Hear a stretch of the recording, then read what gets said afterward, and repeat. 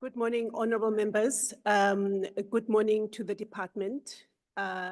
This is just a good morning and to recognize that our time for starting is now, but I would like for us to please just give the honorable minister a few minutes for her to join us, and then we can start in earnest. But you are welcome, and you are very warmly welcome for that matter. And thank you for making sure that you are here on time. We will give the honorable minister just a few seconds for her to come through. Thank you so much, and we will start immediately thereafter. Thanks.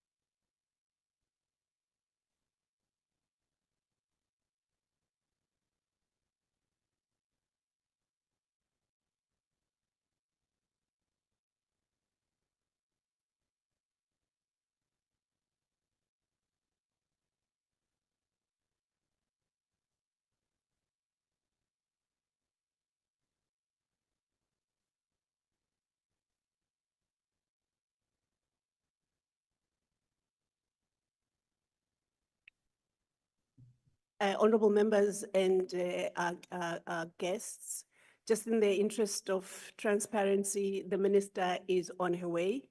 They were blocked by an accident that happened on their way in. And I heard other members, honorable members, saying that they were also sort of delayed by that accident. So the minister is on her way in. Your pardon is appreciated. Thanks.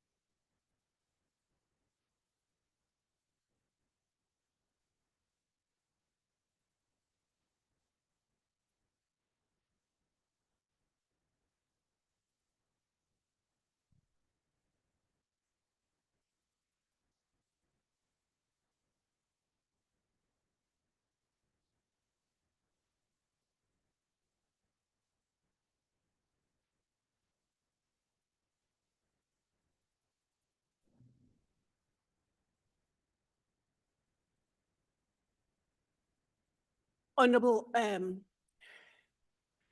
members of the Portfolio Committee on Social Development, good morning again. And good morning to the department led by both the Honorable Minister. Good morning, Minister. We received your apology and we understand, so we are happy that you are here with us. And the Honorable Deputy Minister, the Honorable or the ADG, and the leaders of the entities of the Department of Social Development. I see that we do have the ACEO of SASSA, we have senior leadership of SASSA, and I haven't seen anyone from, is there anyone from the NDA here?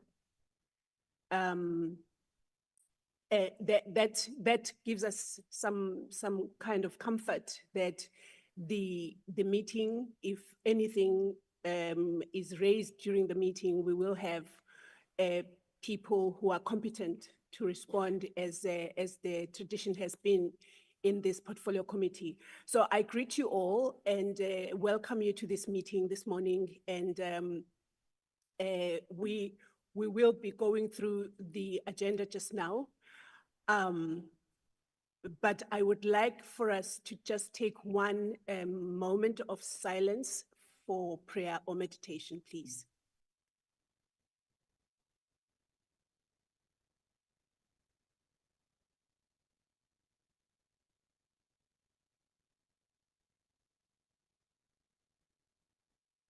Thank you so much.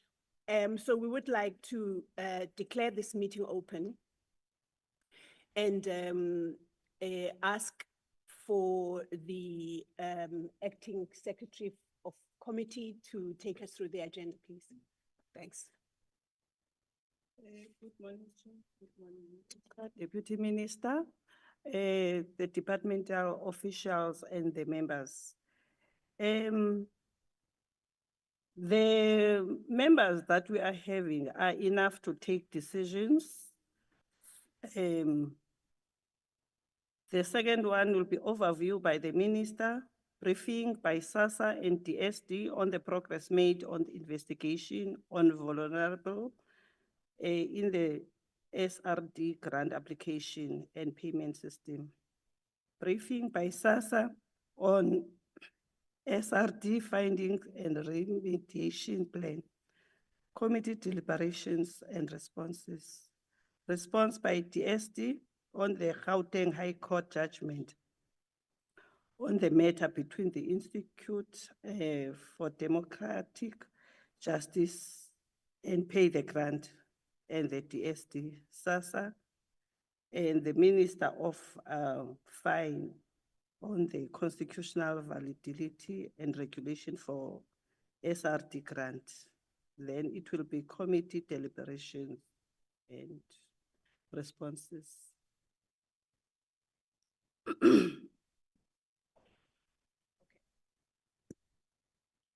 Just Minister, in case you wonder what it is that we're talking about, there was a typo there. It's the finance, Minister of Finance. Where you see fine, it's finance. No, I just thought, yeah, because I also overlooked that. But thank you for that, Sis Thandi. So we have the agenda before us. I would like our honorable members to please adopt that agenda. Honorable Mnyai. Thank you, esteemed Honorable Chairperson, Honorable Minister, and the acting DG, acting CEO, and no one further acting, and all senior management. I move for the adoption of the agenda as you guided us. Thank you, Honorable Mnyai. Honorable Makatu. Thank you very much, Chairperson. To the Minister, Deputy Minister, and all the colleagues, I second. Thank you, Honorable Makatu. Our agenda has been adopted as is.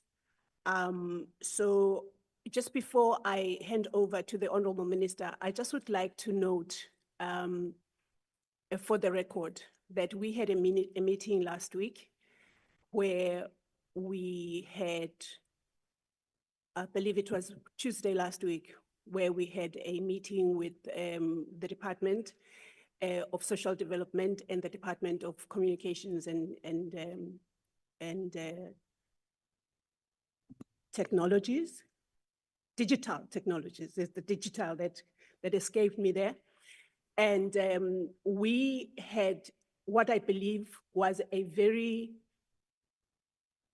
fruitful meeting where there was a lot of transparency and honesty in the meeting. And at the end of that meeting, this portfolio committee had asked for information to be shared with it in the ensuing days. And I am partly happy to say that the department sent the information as requested, and the entity SASSA sent the information as requested, but we have not received anything from Postbank. Now that is concerning. It is concerning because that is the information we, as the honorable members, said that we were going to use it as we do our oversights to monitor the situation that is concerning on the ground. And I know that I have quite a number of people in this room, not only the honorable members, that have seen what continues to happen on the ground. So that is concerning, and I would like to put on the table that we call Postbank, and I will be guided by the department. I will be guided by the minister and the deputy minister and the ADG on how that will take, what form that will take, because we do need this information. There is no way that we cannot have it, because it is going to help us to oversight the work that is done in service to the vulnerable and poor and vulnerable people of South Africa. So that is concerning for me. I just would like to make that known, that it is a concerning situation that you almost feel like you are being undermined by a entity of a department of government. So that I just wanted to put that on record before we start, because it is, yeah, I think we're dealing with people here's lives and livelihoods, in fact. And so we need to act accordingly as this committee, and obviously all the stakeholders that are key to making that happen, as it were. Honorable Mnyai, you want to say something? No, I would, just from running from the risk of mixing issues, I would suggest that independently of, you may have to invite the Postbank to come and present their affairs, because Minister Tolashe made it very clear in the department. This is the problem that is interdependent and squarely on the board of the Postbank. So Postbank, they must respond for their own deeds. And I'm sure if we're not impressed about their progress, they have to come and account for their own affairs. Because Minister Tolashe is much concerned, as much as we do, about that issue that also affects the core mandate of the ministry. So that would be my concrete recommendation, because you already put forward your concern, Honorable Chair. So it will be appropriate that this portfolio committee invite them directly to come and account for their own businesses. And I think I was very impressed that Honorable Minister would have conducted some oversight. And I'm sure ourselves too, we must equally conduct oversight in other areas of importance to see whether these issues our people are concerned about, to what extent do they impact, again, on the people and on social development. My sincere apology. Your mic is still on, Honorable Mnyai. My sincere apology, Minister and the DM and the whole team, for taking the time that you set aside for the business of today. But I just felt that this was a platform as good as any to deal with this issue, because we've been waiting until we started the meeting. Honorable, I would like to recognize Honorable Reverend Qabaza, and after that, Honorable Mare. Thanks. Thank you so much, Chair. I would like to greet Minister, Deputy Minister, honorable members. I was on the ground on Monday, where I also saw the minister, this minister, working very hard and making sure that this thing of Postbank works. Ngebhadi nangephutha mhlawumbe, I think Postbank does not realize that this department is the department that is close to God's heart. When we are dealing with poor people, people that don't have money, they have to borrow money to go and get money, their grants, and only to find that they will stand hours and hours and they will be sent back.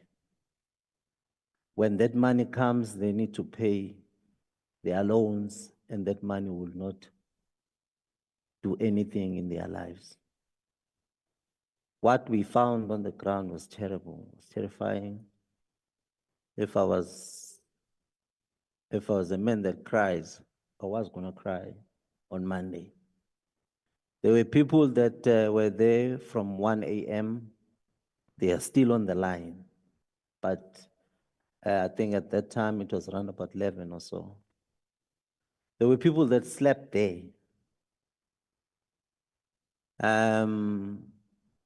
Not because of what? The system was very slow. It could take 13 people in 3 hours only 13 people in 3 hours. A number of those people that were taken, some of their cards were declined when they went to check them at ShopRite.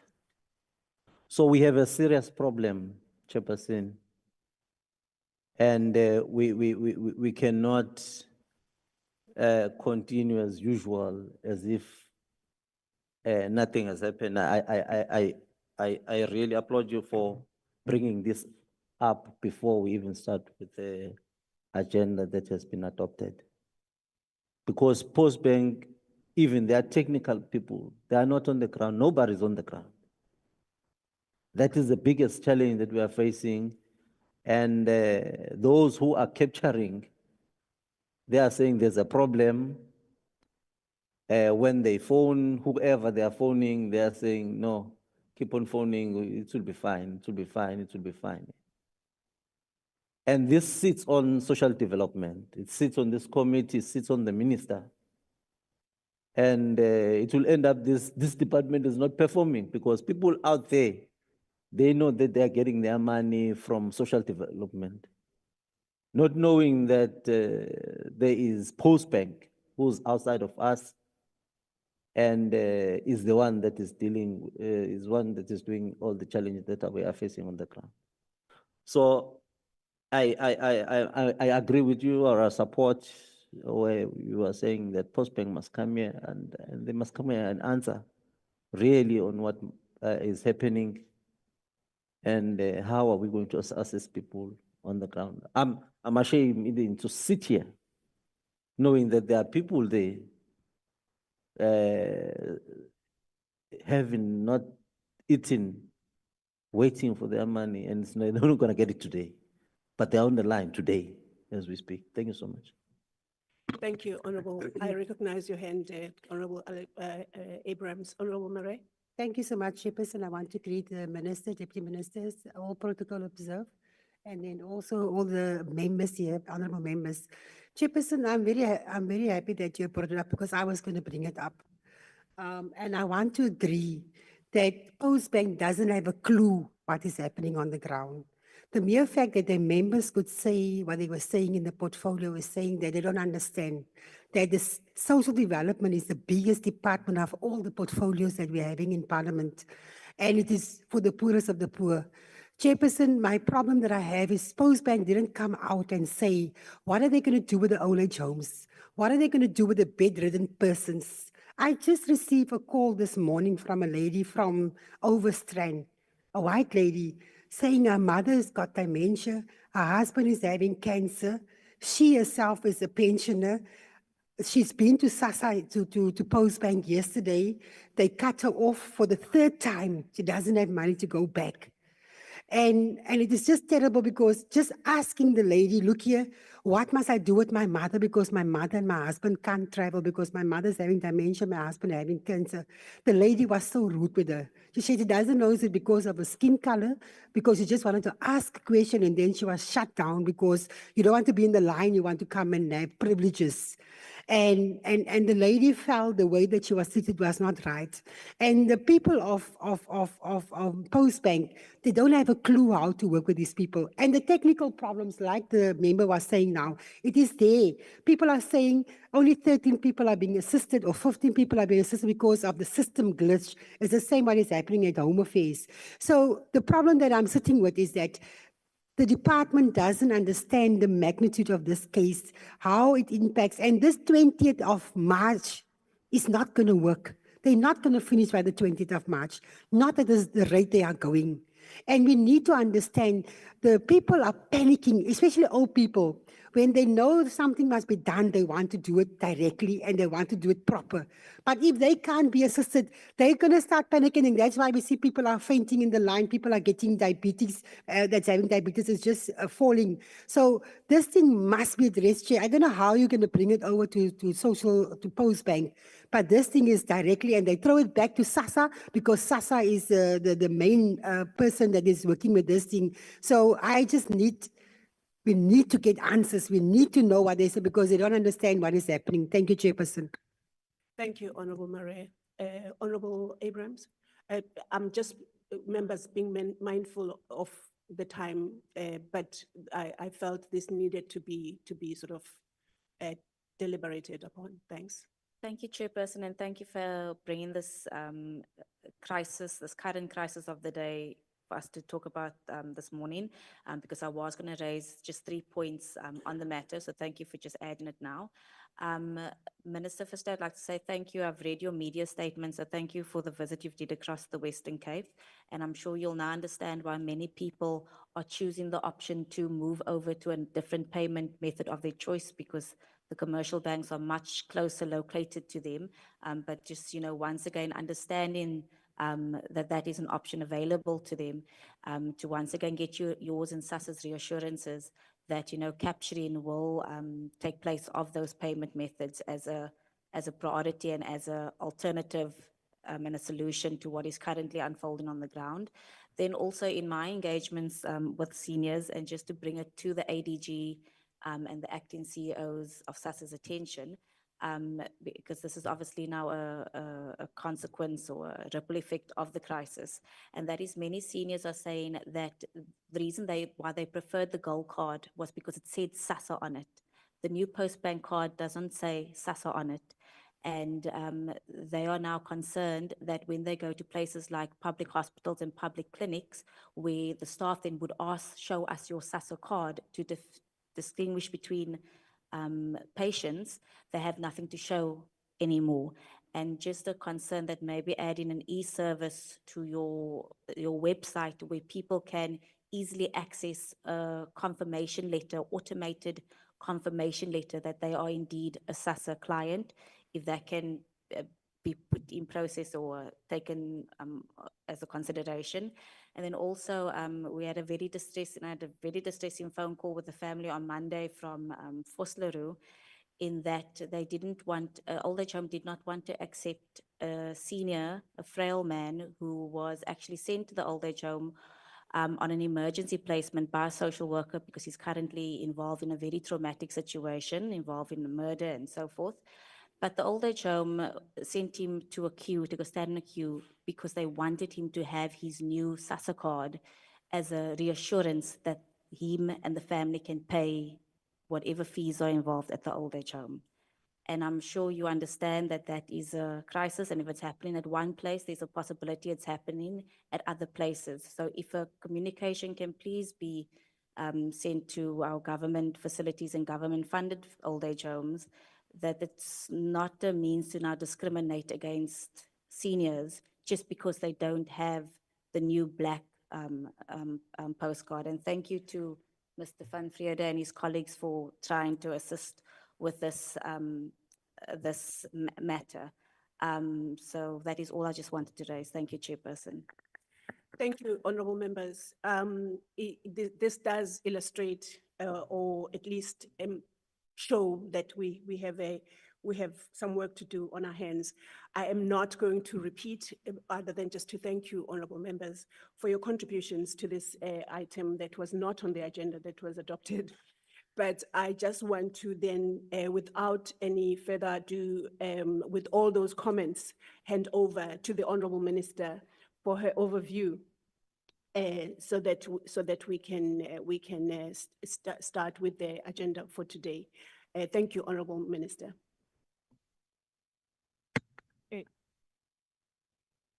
Honorable Chairperson, good morning to you, to my Honorable Deputy Minister, honorable members of Portfolio Committee, the Acting Director General of DSD, Acting CEO of SASSA, in his absentia, Acting CEO of NDA, to all executives of DSD and SASSA, senior officials of DSD and SASSA as well. Ladies and gentlemen, good morning. Honorable Chairperson, honorable members, it is always a pleasure to be given opportunity to come and present before yourselves as you are embarking on your constitutional responsibility to play oversight over us as the department in our entity. We want to always assure you, honorable Chairperson, that we are forever ready to appear before yourselves, to come and explain what is expected of us any given time. When you think it's urgent, then it will be urgent to us as well. Today, we came to present the final report on the independent investigation on COVID SRD system. However, your request, Honorable Chairperson, to call a postbank to come and present before you, it's not a negotiable thing. It's your constitutional right and it's your responsibility to call upon anyone in South Africa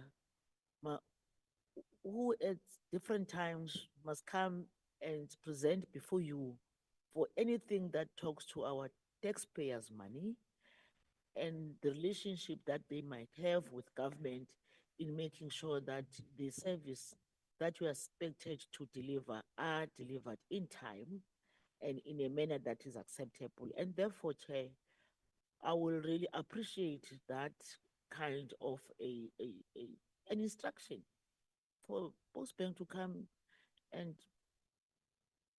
explain themselves to what is really transpiring. I want Honorable Chairperson to first to thank you and your team for being able to get to where the problem is. Saying this because wherever I was, I find the honorable members on the ground. Better part of this week and late last week, I found each one of them doing some work in the areas where there's crisis. Indeed, Honorable Chair, there's a crisis. It is a crisis because, as we indicated in our last meeting, there seems to be no plan. If there's any, I still have to see it. I'm not saying it because I'm presiding over DSD and SASSA. I'm saying it out of experience that I got to see firsthand. Honorable Chair, I can assure you that already I've been in Grabo, I've been in Paarl, I've been in Khayelitsha, I've been in Bellville. I went to Easter Refill. Last night I was in Athlone. Just to go and see whether the plan that we were told about is in fact working. And indeed, myself and the team, we can safely say without fear of any contradiction, Honorable Chair, there's no plan. I'm also happy that you did receive SASSA's plan on what you are doing. Indeed, that SASSA's plan is what now is a actual plan of what is supposed to do. The only shortcoming in that is that we are unable to provide cards, which is what is important for now, because people have to get their cards. So I want to assure you, Chair, to say that initiative will be a very good one, so that we forever read from the same page and we don't talk past each other. Sometimes we don't say things that don't exist. Chair, in that one, we are forever ready to come before you to get where we're supposed to go. Already, we even now embark on unannounced visits.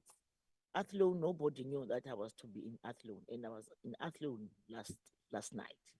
The worst thing, Chair, you don't have to hear it from anyone else. Elder people go and sleep in those areas. The anxiety that we have created, it's so bad. Even when I personally spoke to them, they could not hear me, because from where they seated, if they don't swap the cars, they will not get their grant. Anything else cannot be heard anymore, because our communication between the clients and Post Bank was not so coherent. And elder people can't hear many things. They hear one thing.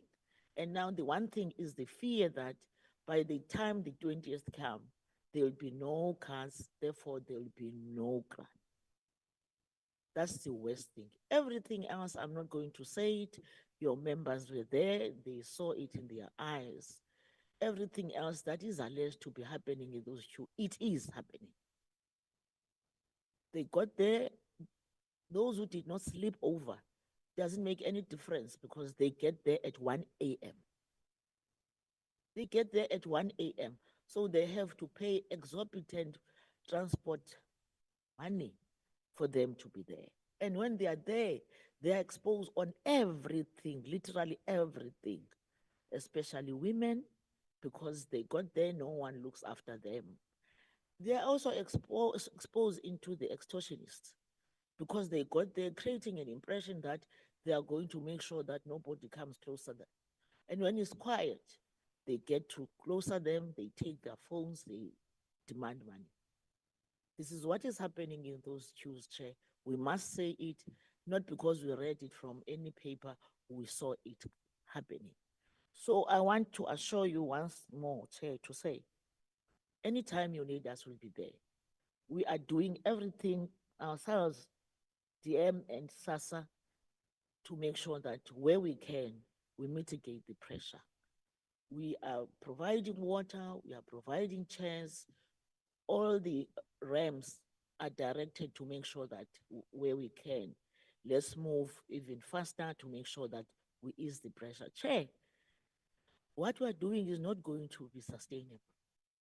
We must be honest, not sustainable. Therefore, the sooner Post Bank appear before you so that they can tell you exactly what is their plan, will be the better. And that plan, Chair, must be a working plan, not a plan that is just put in a white paper, because at the moment, I can say it is just put in a white paper. It has got nothing to do with what is going on in the ground. In Grabo, there is no point. There's no Post Bank point. And in Grabo, they're expecting to swap 11,000 people. 11,000 people have nowhere to go. They've got to get into transport to go closer where Post Bank's point are. Even around town, they're so scattered. If not, their tellers have no clue of what they are doing. If they do, their system takes 12. It provides 12 cars in 4 hours. We are saying that because we were there. We spoke to them, we spoke to the people. At about 1, since they opened at 8, only 12 cards were provided. I'm narrating this, Chair, not just to exacerbate this, but to put the committee into the picture of what is going on the ground. And we always, and even now, really apologize to our elder people on what they are going through and their families, because they are not alone, they can't be alone. So their families must be around them. We really apologize profusely. Hence, we are appealing to Post Bank to resolve the matter. I've directed my team to put up, we can't avoid to say, how do we get out of this? It might be illegal, it might be preemptive, but Chair, we can't be a government that does not have a plan going forward. I can't sit here and say I will wait until Post Bank do the right thing. I must wait, put a mitigating plan, but think forward. So forward looking, my team is busy looking at all avenues on what else can be done to ease this. Chair, we can safely say here, the March deadline is not gonna be met. There's just no way. In fact, when you look at what is happening on the ground, that deadline was not informed by any fact. It was just a deadline for the sake of having it. Because if I say in Grabo, plus minus 11,000 people have to swap, and in Grabo, there's no 1 point of Post Bank. So how do we going to meet that deadline? So I'm saying, Chair, I am with you. I'm quite happy with that directive. We will work together. We will cooperate in anything that you want us to do, just for us to ease the pressure. The only thing that we would want to appeal to everybody, as SASSA, we are not allowed to say people must go to this bank or that. We are, as SASSA, allowed to say people have a choice. So people who are assisting, if they can just say, my name is Sisis Nokzola Dolashe, I am in this ward. I'm just making sure that I assist people to ease the pressure for them to make their choice of the bank they would want to use. Because when they said we are SASSA, we are saying people must get to other banks. Remember, there will be implications, legal implications, which we would not really want to get into. But we understand, Honorable Chair, why people are doing so. There are EPWP, there are people who are working with the communities who are trying to ease that pressure. So they might not be coherent in communicating, but all you are appealing, once you appreciate the work that they are doing in assisting us as well, just their wording to say we are assisting people for them to make their choice, so that it's not like SASSA is assisting people to make their choice. Because already in the last week or so, we are alleged that we are taking Post Bank clients to all other commercial banks. And this might frustrate our forward-looking approach. Nothing wrong with what the volunteers are doing. In fact, we appreciate. The only thing is that just the wording, because we also don't want to disown them. Say, no, she does not speak on our behalf, because she does the work that we are expected to do. Only that narrative that we are assisting people on the problems that they have, just to make the choice of their own, seeing that there are difficulties. That's all. So that we don't get into other problems going forward. So on behalf of the team, TM, we will be happy to come any other time to appear and take you through. We will be here in Cape Town. We'll do these unannounced visits and arranged ones. We'll go to other provinces. We'll do the same. We do now what Post Bank is supposed to do. Where their intake is big, we want to get there so that we can see what else can we do within our plan and tell the right story on what is in fact, whether this is impactful insofar as the grant recipients as well as Post Bank, if they care. only if they care, Chair, I must say, because this work that we're doing was supposed to have been done by themselves. You know, Chair, the worst thing, you find two tellers, but effectively there's one, because the other one, the system can't capture her fingerprints. So she or he's just there, just idling, not doing anything, because their system can't capture their teller's fingerprints. Something that is never heard of, but this is what is happening. Then effectively, you have got only one whose system is extraordinarily slow. So that is the picture without over exaggerating, Chair. That's the picture of what is going on the ground. Everyone else here, we get there as we are working in Cape Town. Parliament program is here. We get out every time just to go to see whether there's progress in what we're doing. And we can even, ADM and ADG, give that acting CEO, just drop it to the office of the chair, just to give the chair a picture of the kind of work we're doing on a daily basis, just to monitor this. Because again, in closing this matter, people don't know who's post bank. It does not feature anywhere. People say, SASSA is doing this to us. Why SASSA is so cruel? What did we do to SASSA for them to treat us like they are doing? And it sticks. It sticks because people don't know all these arrangements that we got into. People know that the people who are distributing grants is SASSA. We cannot even say, no, Mama, or that it's your choice to have post bank. It's not, I mean, for her or him, it's not relevant because she knows that she gets her grant or his grant from SASSA. And this is why we are very hard at work to make sure that we mitigate, because Chair, as you would know, our plate is full with our own problems. So we can't afford to have other people's problems once again. Otherwise, we're going to be overwhelmed. Thank you very much, Chair, on that a note of Post Bank having to come and appear before you. Anytime you call us, we'll be here with your entire team. Chair, having noted that, we came today, as I said, to come and present a report that was informed by the Stellenbosch boys who creatively, so which we appreciate, tried to get into our systems, and they became suspicious that our systems were not watertight. That became a national cry because everybody, like I said earlier on, know what SASSA's role is. And if any 1 cent has disappeared, they know what the implications are.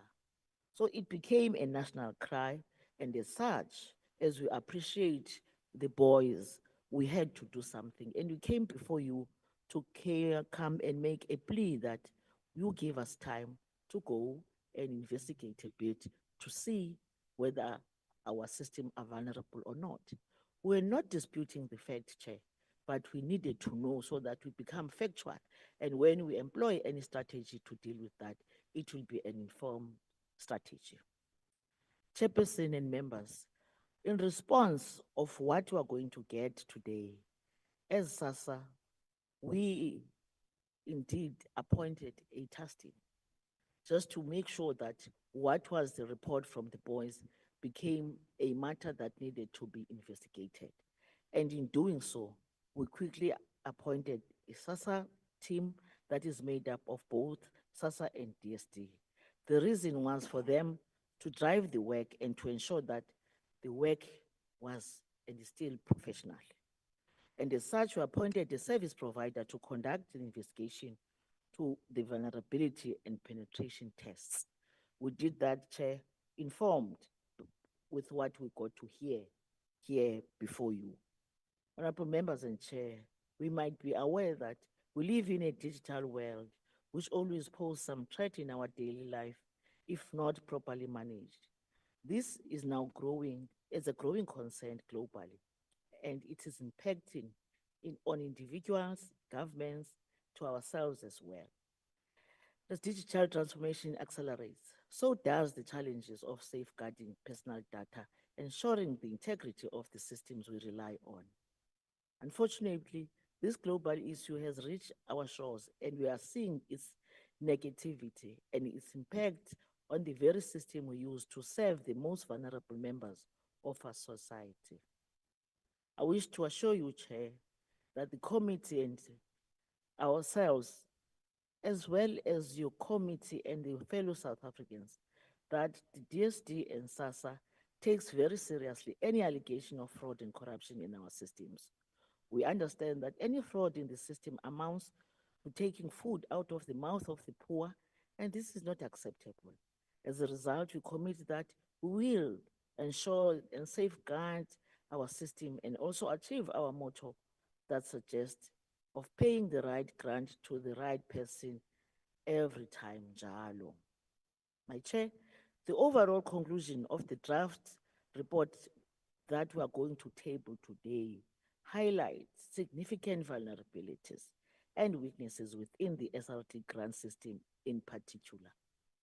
And as a department in SASSA, we take these challenges that we got to know about very seriously, as the integrity of our system and the protection of personal information are paramount. Shall we also recognize the weaknesses and concerns that have been raised, and we are committed to addressing them with utmost urgency and diligence. Chair, DSD and SASSA agrees with the findings that we are going to be tabled here, that were raised in the final report, and as such, we have developed a management response with a detailed implementation plan that will be outlined here today as to how we will address the gaps identified in the report. Chair, it's quite important, one, to be big enough to accept where there's a problem so that we can be able to come with a strategy to deal with the problem. The worst thing that we could have done is to deny the fact, and at the end will be proved wrongly, because indeed our systems are not watertight. Honorable Chair, the final report details significant vulnerability and weaknesses within SRD grant systems, and these will be included in the terms of reference for a full investigation of the social grant system as requested by your good selves. Chair, we are grateful for the opportunities this challenge has been able to activate, as it has created alertness from the department and its entity to the need to have regular upgrade of our systems. We are now on the point where we agree that you can't create this once upon a time and a year, 2 years down the line, you think or assume that is still watertight. This experience have shown us that that's not the case. If the cyber criminals can hack the Weather Service Agency, which does not keep any financial system anyway, only in January this year, it shows the need to have those regular checks and systems upgrade. And as government, it is talking of creating an integrated system. We do need to be cognizant of the security risks so that we can ensure the protection of systems. With your permission, allow me to invite the team to do the presentation, followed by the SASSA management on the draft implementation plan. But also, once again, Chair, thank the Stellenbosch boys who brought this matter to our attention. Without them, we won't be aware of some things that you are now aware of. We won't be able to embark on tightening our systems if it was not for them. And as such, we want to thank you for having invited them before you so that we can get to hear from them and indeed put a plan in place. Thank you very much, Honorable Chairperson. Myself and TM doesn't take this for granted. We really appreciate this. Once again, thank you very much. Thank you. Thank you. Thank you so much, Honorable Minister. I am trying to be mindful of what is allowed in the House or not. So this is why I can't confirm or not confirm what the Honorable Member is doing, because I do not want to be taken to Ethics Committee for anything. So yes, Precisely. So thank you so much, Honorable Minister. This overview is helpful in many, many ways, and especially the part where you were responding to what the honorable members had to say. It is helpful in that it sort of gives one a clear path to follow in terms of what we are doing on the ground, but also to now reflect on the issues that were raised in previous meetings. Without any further ado, unless the ADG has anything to say, whom I will hand over, I would like for us to go forward with our meeting. Thank you, ADG. Thank you very much, Chairperson and Minister and Deputy Minister, my acting CEO of SASSA, and honorable members. We ready to do the presentation. The presentation will be as followed. It's a little bit longer.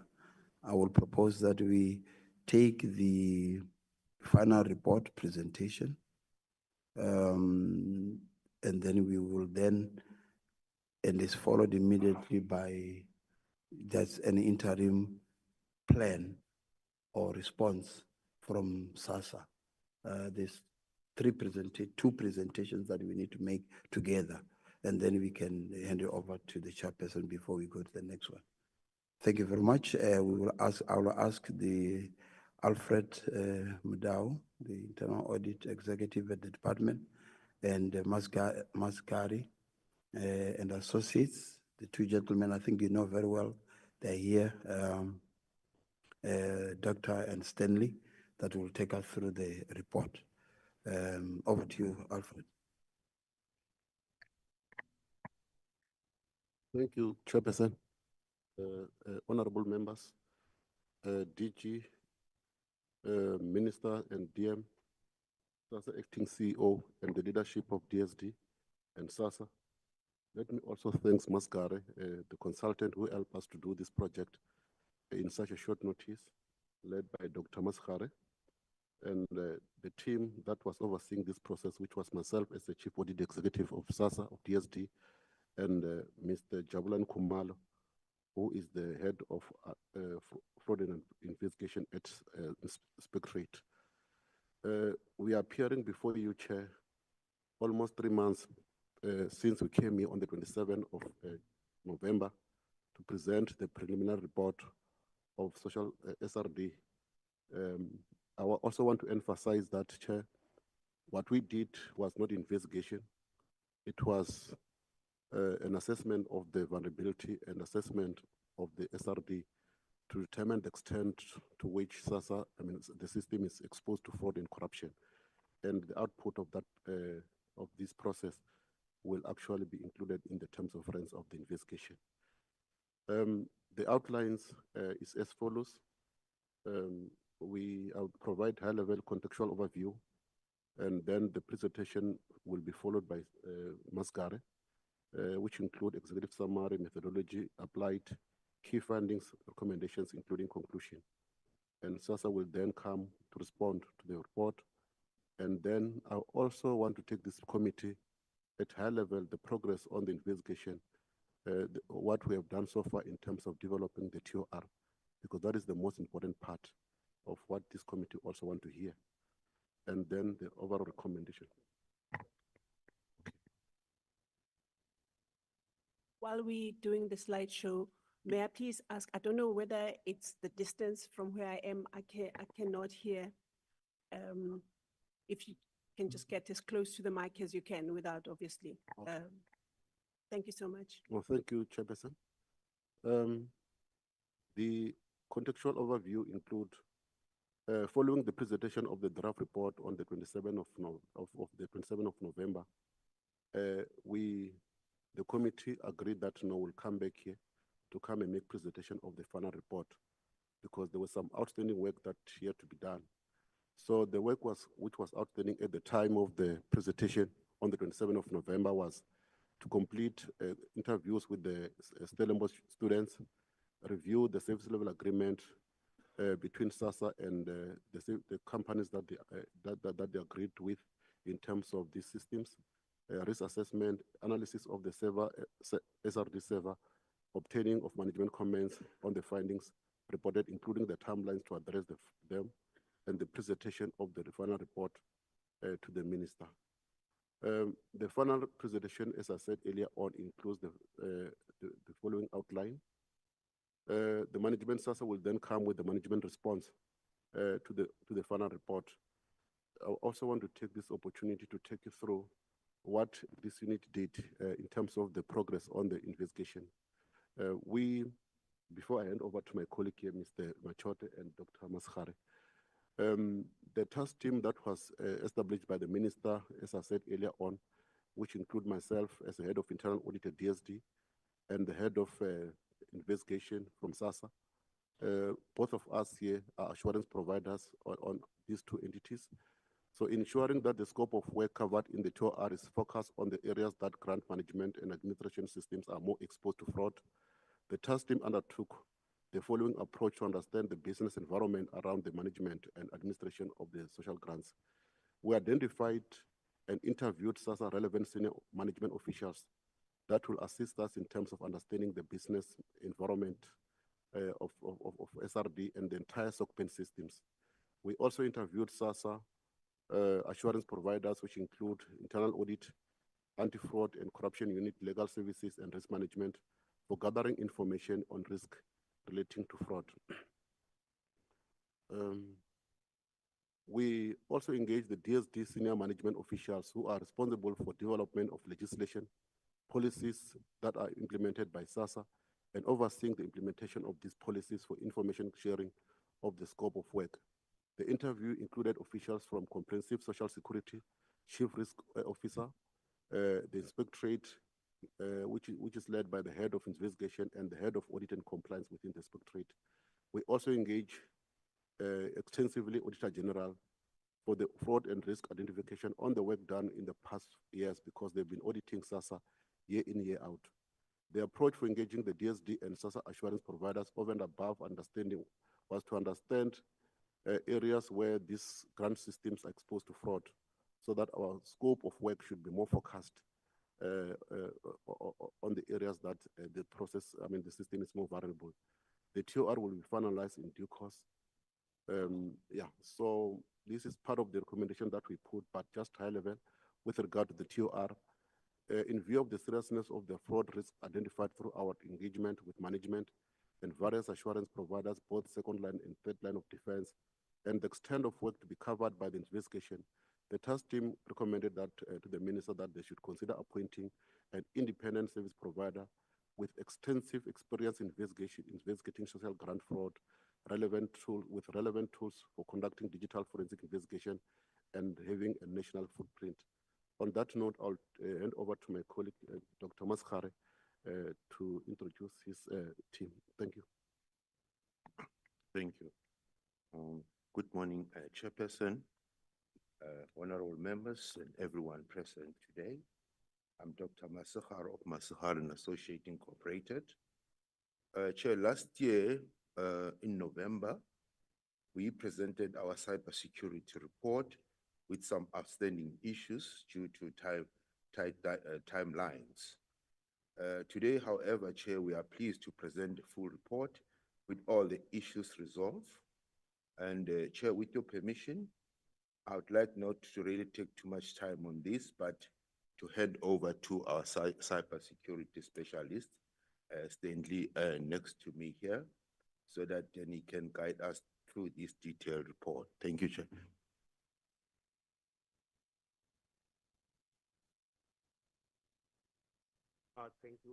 Thank you, Honorable Chairperson, Minister of Social Development. Please, will you just get the mic closer to you, or you closer to the mic?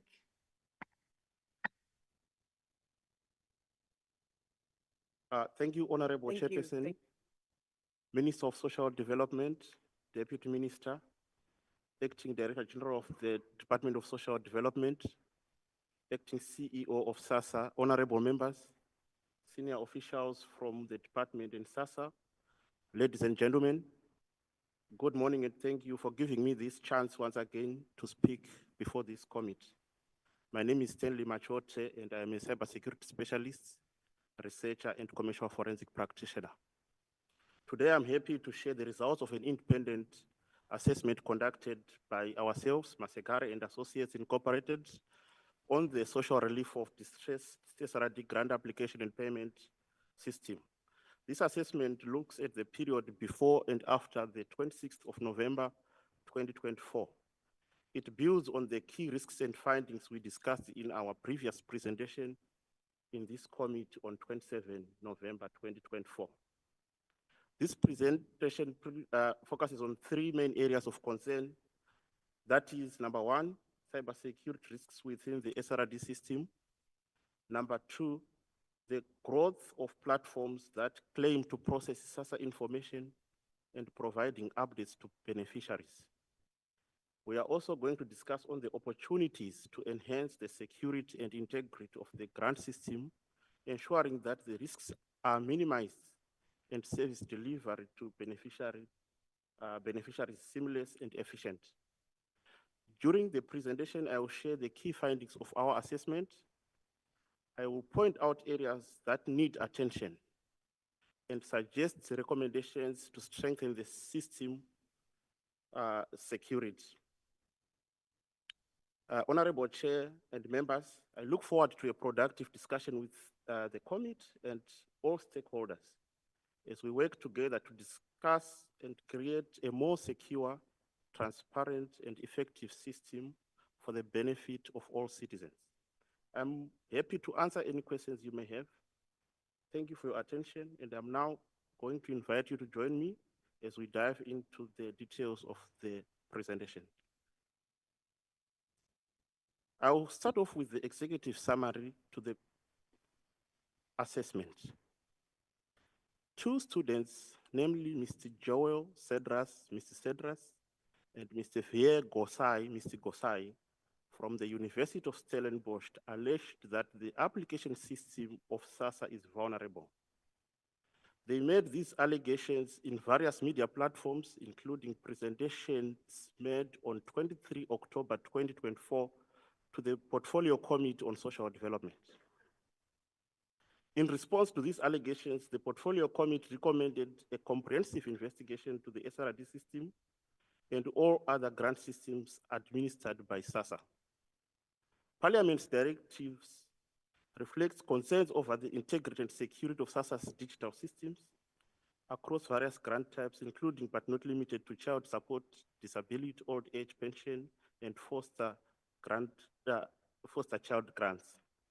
The Parliament made the recommendation that the investigation should be finalized within 30 days, and this recommendation was supported by the Minister of Social Development. The Parliament subsequently invited the DSD to table the investigation report and also outline a clear guidance on the focus points of the presentation to Parliament. On 27 November 2024, results of the assessment of the SRD Grant Portal assessment was tabled before this committee. I'm going to discuss on the summary of the findings from what Mr. Cedras and Mr. Gosai established. According to the submissions by Mr. Cedras and Mr. Gosai to the Portfolio Committee, their investigation on SASSA's SRD system uncovered several vulnerabilities using combination of randomly generated South African identification, ID numbers, and public access to SASSA's application programming interface, API. They reported the following issues, among others. Firstly, API vulnerabilities, in that there was no rate limiting. The API allowed an unlimited number of queries which the students exploited to check the application status of thousands of ID numbers without restriction. Secondly, data exposure. The students claimed that the API exposed sensitive details such as whether a person is applied for an SRD grant or not. Anomalous application rates. The students identified unusually high application rates for individuals born in certain years, particularly those born in February 2005 and from 2003 to 2006, suggesting possible fraud or identity misuse. Lastly, the two gentlemen also established potential payments to non-beneficiaries. The students observed that the SRD grants appeared linked to applications with their own ID numbers, despite never having applied. This raised concerns about unauthorized applications and potential misallocation of funds.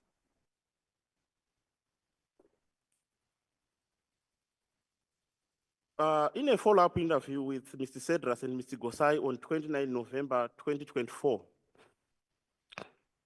the pair mentioned that their study was prompted by issues with their own social relief of distress grant applications, which were rejected because their IDs were already in use. The pair stated that their presentation covered their research methodology, including interviews with fellow students to assess the scope of the problem. They demonstrated how they generated numerous identification numbers using algorithm, detailing the legal framework and presenting their findings and recommendations for SASSA. Honorable Chair and members, I will now discuss the background to our appointment. Masegari and Associates Incorporated was appointed on 11 November by the Department of Social Development to conduct a vulnerability assessment and penetration test on the SRD online system that is managed by the South African Social Security Agency. This assignment, which is referenced under RFQ SD0/2023/01, aimed to identify gaps to enhance the security and resilience of the SRD online system and its associated platforms. The scope included an analysis of the SRD online system to identify and address vulnerabilities that could compromise its security.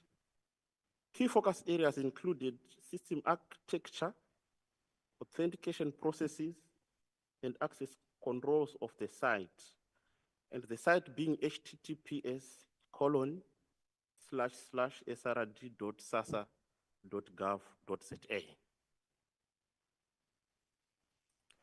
Our deliverables, according to the scope of work, were as follows: to carry out a vulnerability assessment to identify existing vulnerabilities across the system's network infrastructure, applications, databases, and APIs, with a focus on the SRD platform.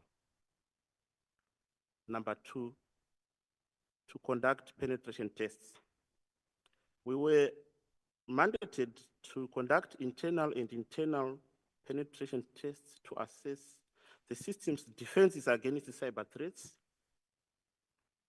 to simulate real-world attack scenarios to evaluate the system robustness and the effectiveness of security controls. Thirdly, we were mandated to carry out an investigation that was focused on analyzing system logs, error reports, and anomalies to detect any unauthorized access, data exfiltration, or the presence of malicious code. We were also mandated to assess third-party management of the SRD system, including contractual terms, application hosting, data storage, ownership, SASSA's access rights, and system specifications. Item number 4, we were also mandated to carry out a risk evaluation of the system, that is to assess the operational and beneficiary-related risks posed by identified vulnerabilities, as well as to evaluate risks related to data privacy and regulatory compliance, particularly compliance with the Protection of Personal Information Act, POPIA. Lastly, we were mandated to provide recommendations, that is to deliver a detailed report with actionable recommendations to address identified vulnerabilities, strengthen security measures, and mitigate future risks. Honorable Chair and members, I'll move on to our methodology. Our methodology was as follows. I'll try to explain the diagram that is shown before us. On the lower left part of the diagrammatic presentation, there is a screenshot that shows the portal to the SRD system, which we assessed. And on the center part, there is a graphic that shows a vulnerability assessment, which is a process we are going to further define in the next slide. After vulnerability management, there is on top another screenshot that shows vulnerability grading, where it says report results medium risk. And to the top right corner is a graphic that represents penetration tests, which is also another activity we carried out. As you move towards your right, there is a third graphic, which is written vulnerability analysis and risk assessment. We did that. And lastly, we have remediation, which is the recommendations we provided to management. I will move to the next slide. On the next slide, which is shown now, we have got 3 columns defining the methodologies that we followed. And on these 3 columns, we have the first column defining vulnerability assessment. Next column is defining penetration testing and digital forensic assessment. On vulnerability assessment, we started with information gathering, which is a process of collecting information from the target system. We followed that by doing an automated scan, which is a process of identifying vulnerabilities. And this may include outdated software, misconfigurations, known weaknesses. After doing an automated scan, we did a manual validation of the scanned results. This involved verifying the scanned results to remove false positives. We then did a process called classification of vulnerabilities using a process called Common Vulnerability Scoring System, or CVSS. Lastly, we documented the vulnerabilities as shown in our final report. The center column there narrates the processes we followed during our penetration tests. We did a planning and reconnaissance phase, which defined the scope, the objective, the collection of information from the system and its infrastructure. We went on to conduct what is called threat modeling, which is to identify potential attack paths based on the known vulnerabilities and system functions. We went on to do exploitation, where we tested the vulnerabilities by safely exploiting them. After that, we did post-exploitation analysis and reporting. On the third column, the digital forensic assessment, which followed the following steps: identification. We defined the scope by pinpointing activities to be required. Preservation, we secured system logs and files by creating forensic copies to ensure tamper-proof evidence. After preserving, we did analysis, which is the reviewing of the logs, the metadata, and digital artifacts. We also did what is called correlation, where we linked the findings to vulnerabilities and potential attackers. Then lastly, we did reporting. Honorable Chair and members, I will move on to the summary of key findings. The results from our assessments indicate that the overall threat level for the SRD grant interface is classified as medium. This classification is based on an evaluation of various vulnerabilities, misconfigurations, and potential risks that could affect the security and integrity of the platform. The medium threat level indicates a moderate risk of exploitation, meaning that while the system is not highly vulnerable, it is still susceptible to certain types of attack that could comprise security if left unaddressed.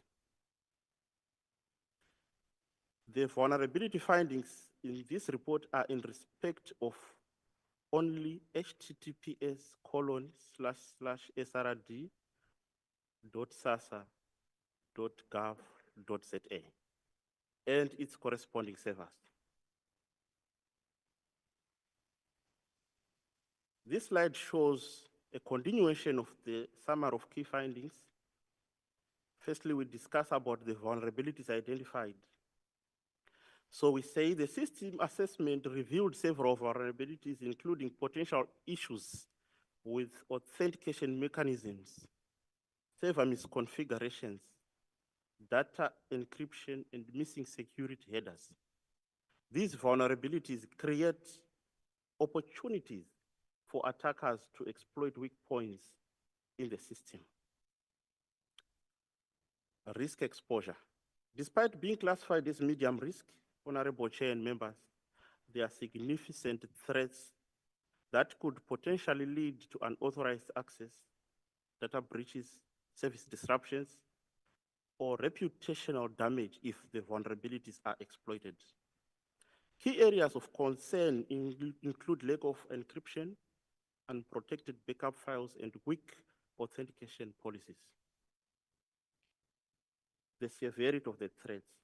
The medium threat level indicates that the likelihood of an attack is moderate, but the consequences of a successful exploit could still be impactful, especially regarding the data exposure or manipulation. Certain vulnerabilities may be easier for attackers to exploit if not mitigated effectively.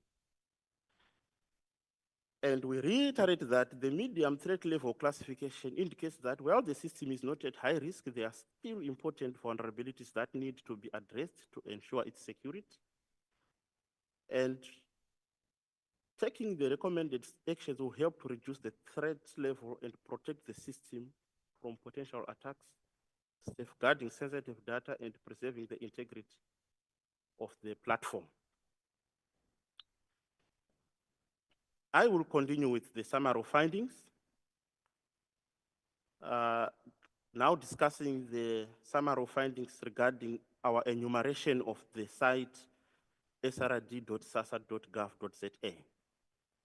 Honorable Chair and members, during the enumeration of this site, we established that there are other sites that mimic the site, namely https://srd-sassa.org.za and https://srd-sassa.gov.co.za.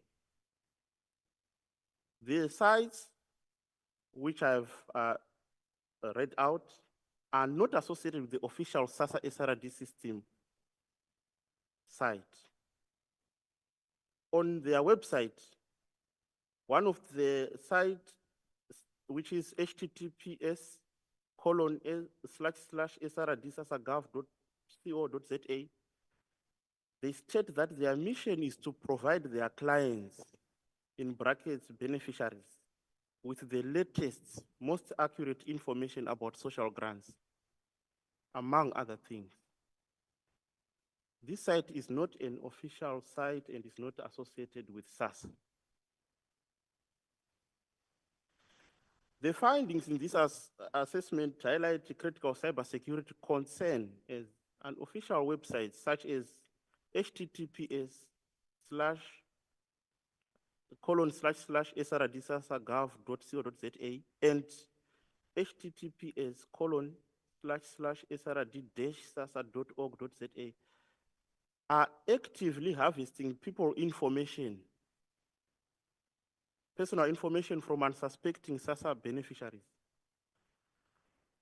The case of Mr. Cedras and Mr. Gosai, whose SRD applications were rejected because their ID numbers were already in use, strongly suggests that identity theft linked to such malicious websites is already affecting real individuals. Honorable Chair and members, now I'll move on to our detailed report. And I'll start off by narrating the system overview of the SRD system. So in a bid to understand the SASSA SRD system, we conducted consultations with SASSA management through a series of structured meetings between 12 and 15 November 2024. These meetings served as a platform for management to provide insights into the existing operational framework, security protocols, and risk mitigation measures associated with the SRD system.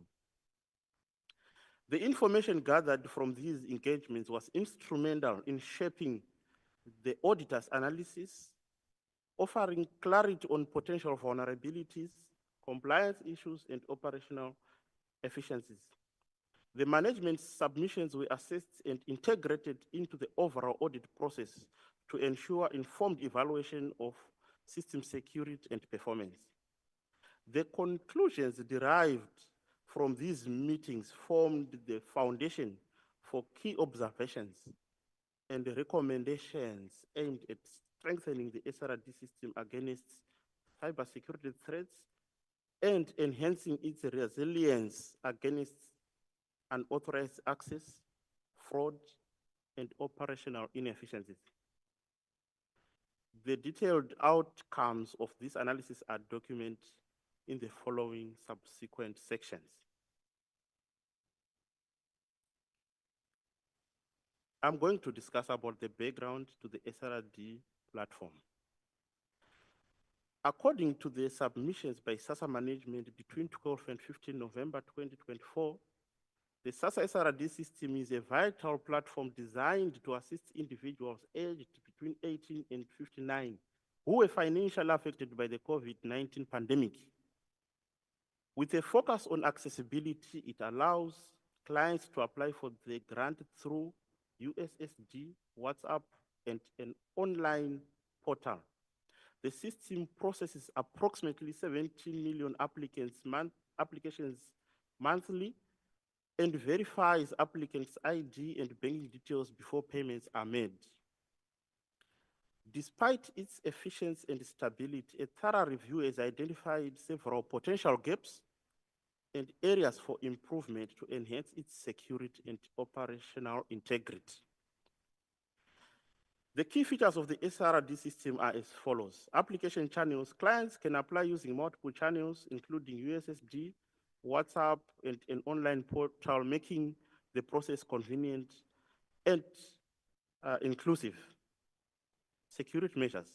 The system employs OTP-based authentication, user session tokens, and biometric verifications in cases of suspected fraud. Verification and payments. ID and banking details are verified for all applicants. For unbanked users, mobile money services like CashSend are available. The system infrastructure is hosted internally as SASSA's data center. The system operates independently of other grant types and ensures high uptime. We are now going to discuss notable gaps from the observations in our engagements with management. Number one, if you look at the table shown here, we have 3 columns where we define a gap and the risk on the center column, then lastly, our recommendation. I'm going to read through against each and every gap identified, the risk associated with such gap, as well as the recommendation. So firstly, we have an issue of multiple applications per cell phone number. The risk we identified is that allowing multiple applications with the same number increases the chances of impersonation and fraudulent claims. And our recommendation is that there must be strengthening of the link between applicants' ID and unique phone numbers, or limit the number of registrations per number unless verified exceptions are provided. Secondly, we identified a gap on OTP-based authentication. The risk being that OTP reliance makes the system vulnerable to SIM swap fraud, where attackers gain control of victims' numbers and intercept OTPs. And we further on add to say lack of such OTPs will even have a greater risk to the platform.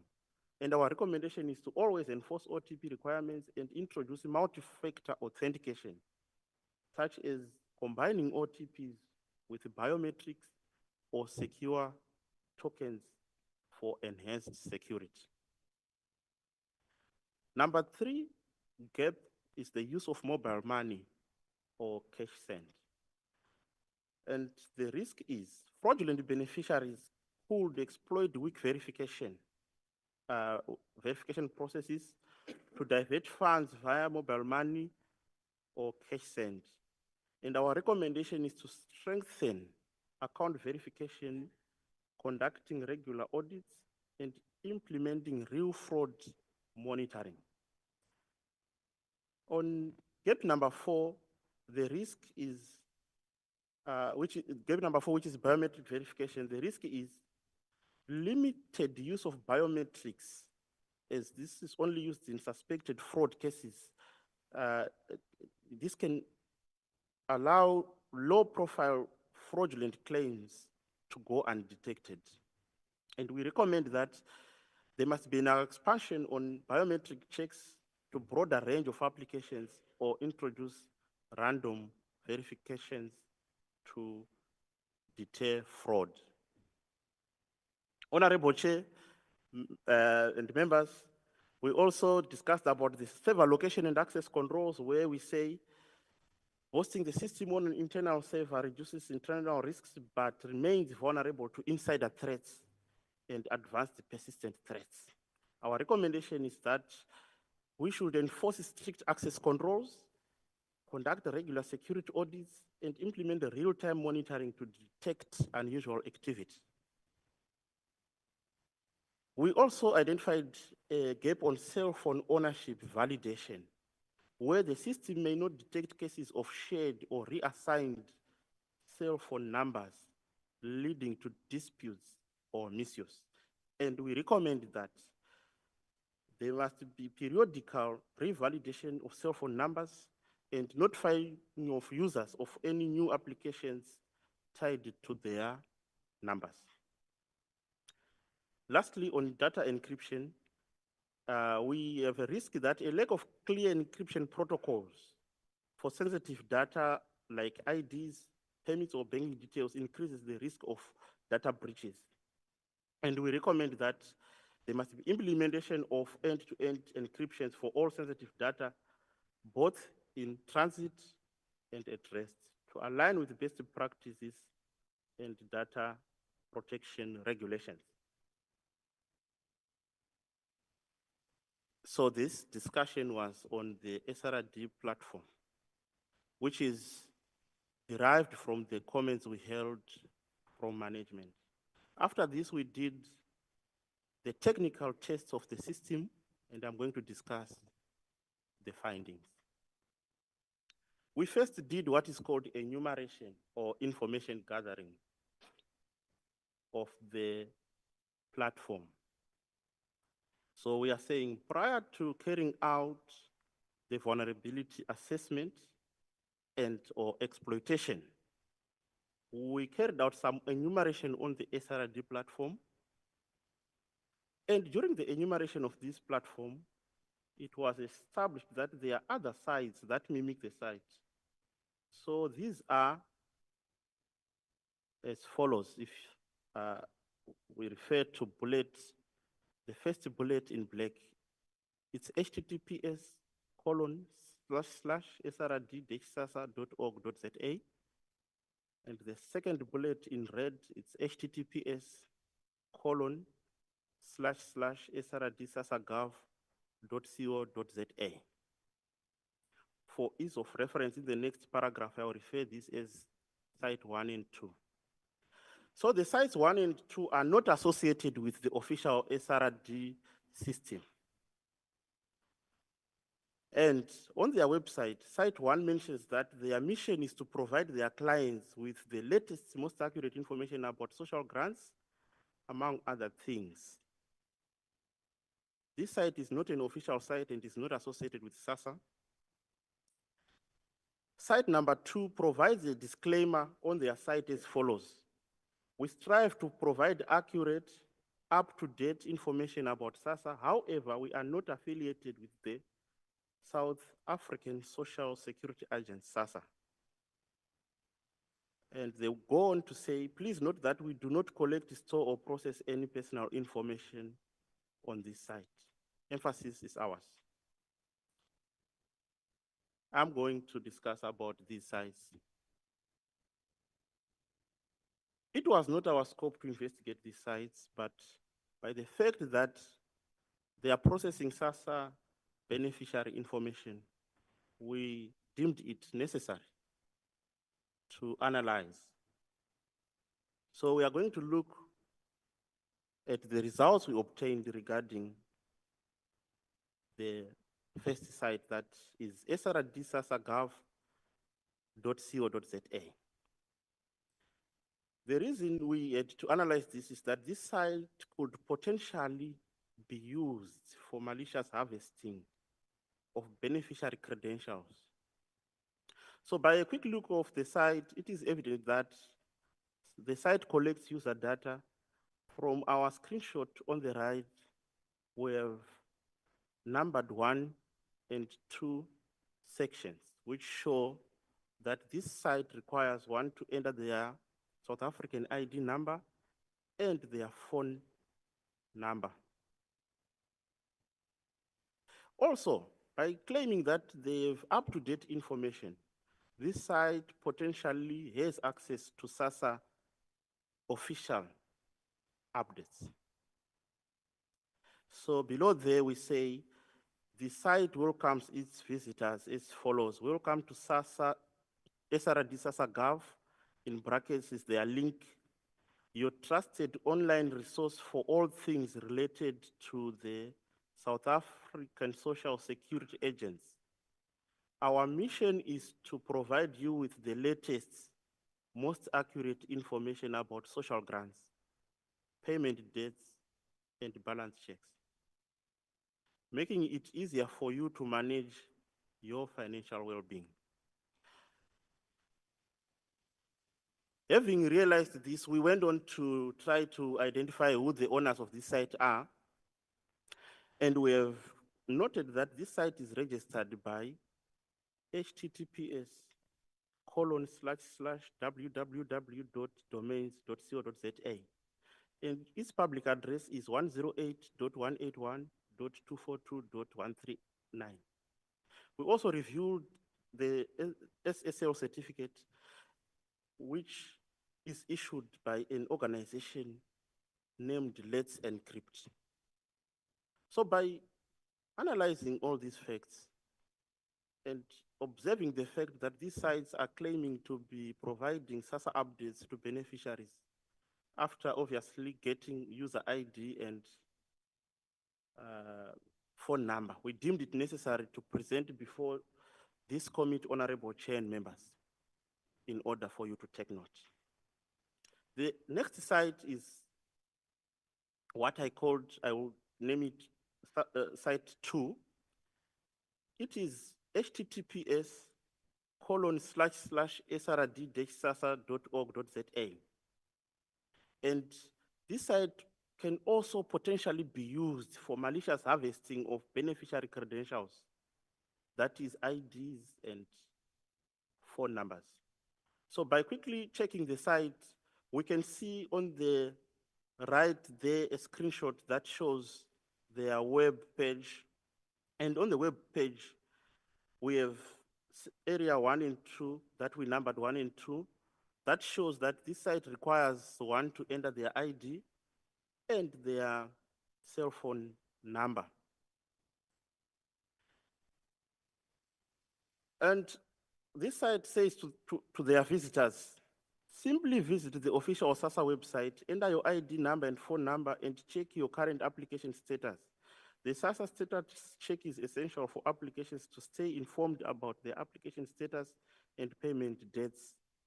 And they say, okay, this is now our note.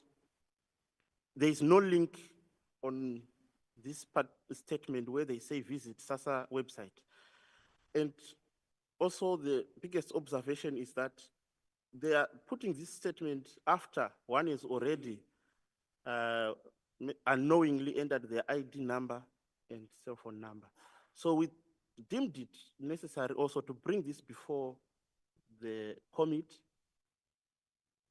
The findings for this site are as follows. It is registered by www.openprovider.com and its IP address is 150.241.124.20. And coincidentally, its SSL certificate is also issued by an organization called Let's Encrypt. Both these sites do not have information on who the site owners are. Honorable Chair and members, I'm going to discuss on the impacts of these unofficial sites, considering that these are not known sites within the official systems, and we do not know the owners or the administrators of these sites. The presence of Site 1 and 2, which are not officially associated with SASSA, but processes SASSA-related information without approval, poses significant risks. The key impacts include, number one, phishing and credential harvesting. The websites collect user data, meaning that unsuspecting beneficiaries who entered their personal details risk having their information stolen, and this could lead to unauthorized access to their SASSA accounts, resulting in identity theft and financial fraud. Number two, financial losses for both beneficiaries and SASSA. Fraudsters can use the stolen data to redirect payments or apply for grants in the names of unsuspecting users. Misleading or false information. The website, since it's unofficial, may present inaccurate or misleading updates, causing confusion among beneficiaries who rely on official SASSA communications. This can lead to disruptions in grant applications, delayed payments, and an unnecessary panic among users. Legal and compliance risks. Since the sites operate without SASSA's approval, it may be violating data protection laws, such as the POPI Act, Protection of Personal Information Act in South Africa. And SASSA may need to take legal action to prevent further misuse of its brand and protect citizens.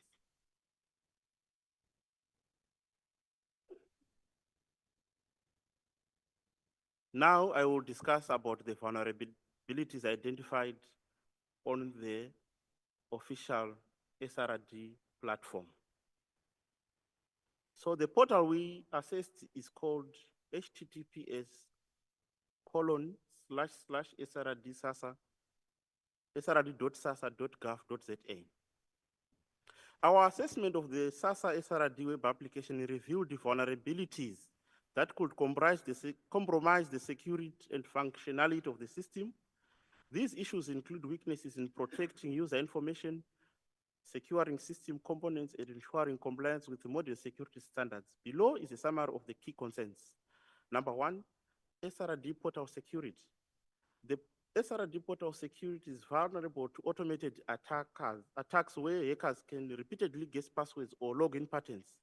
This can lead to unauthorized access to user data and administrative controls. Number two, server configuration risks. Misconfigurations in the server allow unauthorized access to internal systems. This could expose critical data and make the system a target for malicious activities. Weak content security policies, CSP. The system does not properly restrict untrusted scripts from running, making it susceptible to harmful code execution. Additionally, Errors in the security settings weaken protection against certain attacks. Directory enumeration risks. Certain directories on the server are accessible to an attacker by way of brute force attacks. And this increases the risk of exposing sensitive files such as system configurations or database credentials. Missing security headers. Important security controls that protect users' information during web browsing are not implemented, increasing the likelihood of data leakage and misuse. Weak encryption standards. The website's encryption configuration does not meet the highest security standards, leaving communications vulnerable to interception or manipulation.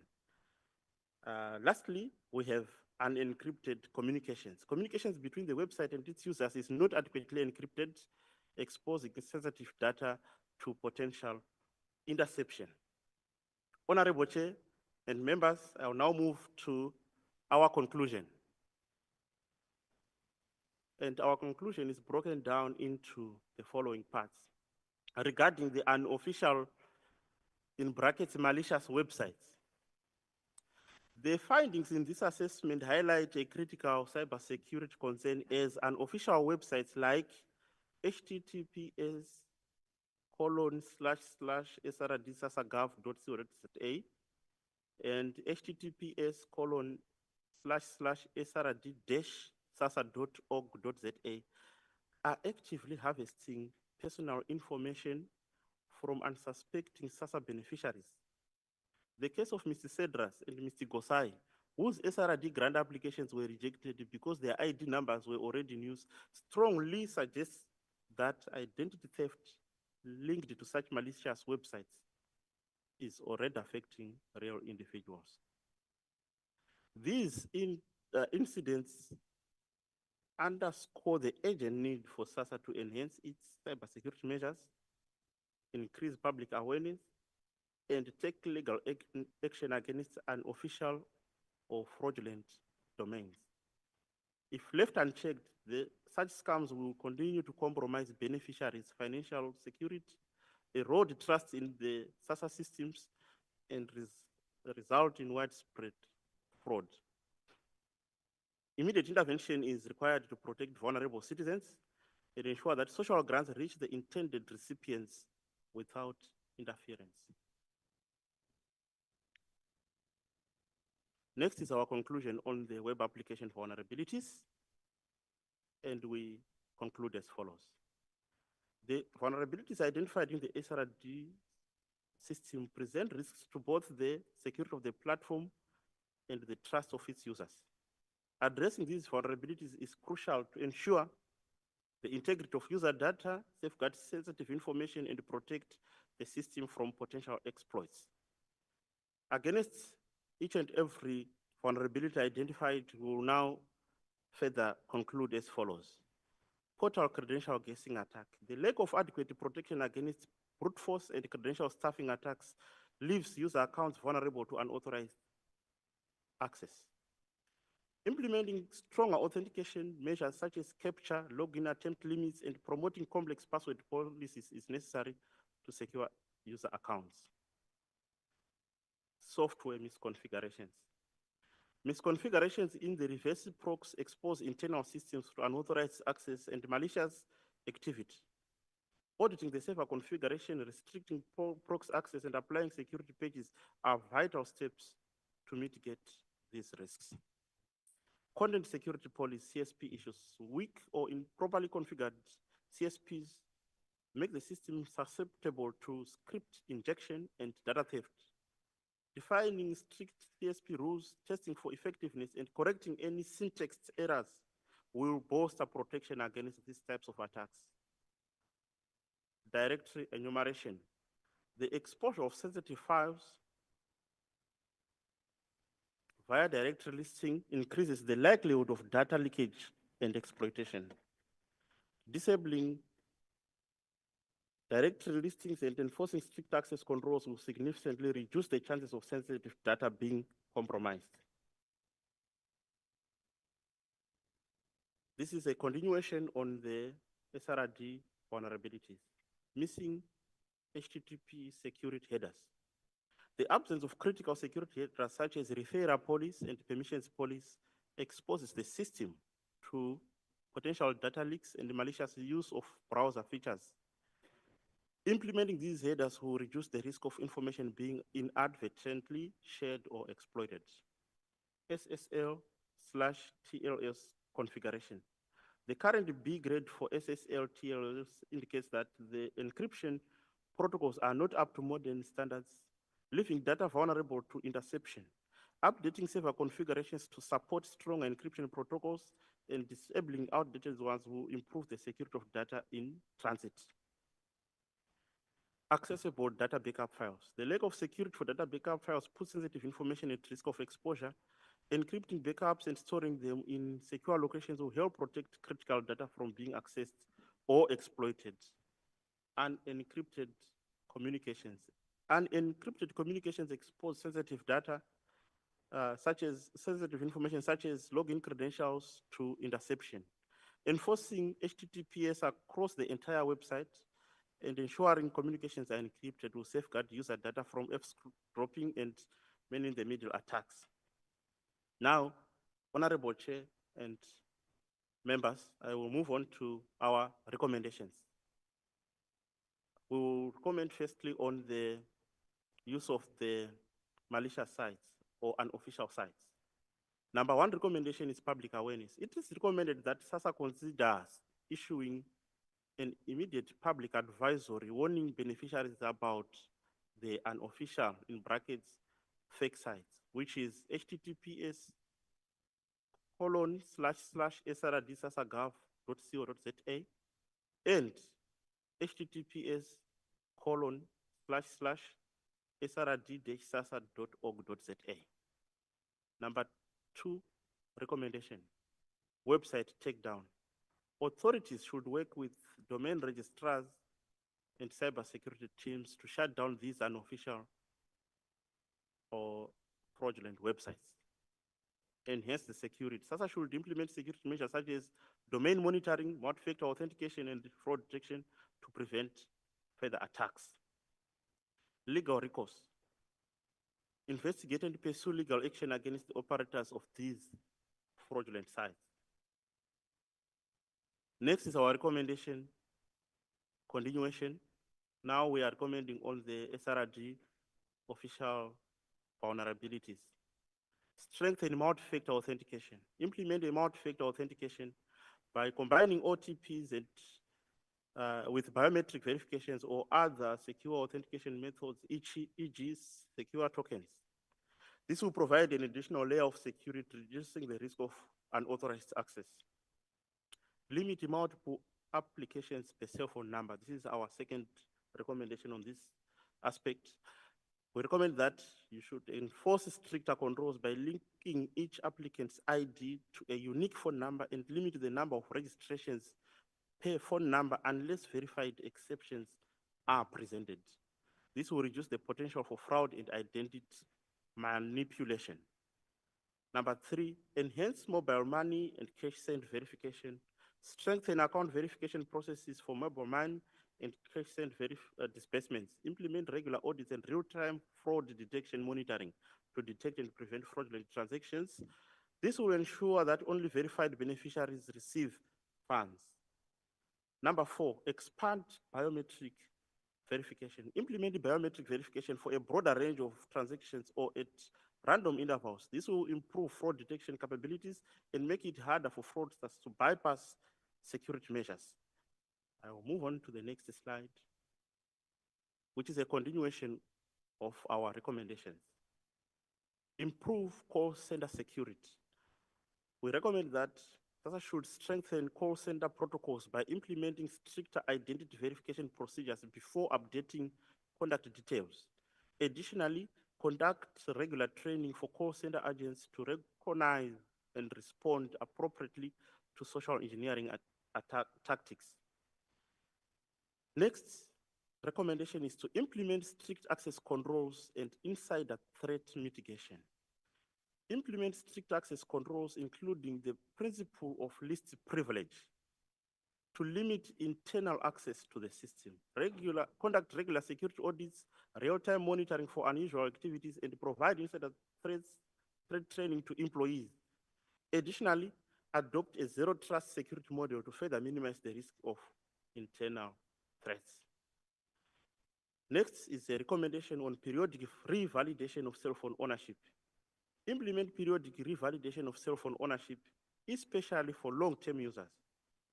Send user alerts when new applications are tied to their phone numbers to enhance tracking and prevent fraudulent use. Next, regular security audits and penetration testing. Conduct regular security audits and penetration testing to identify potential vulnerabilities and proactively address them. This will help maintain a strong security posture and ensure the SRD system is resilient against emerging threats.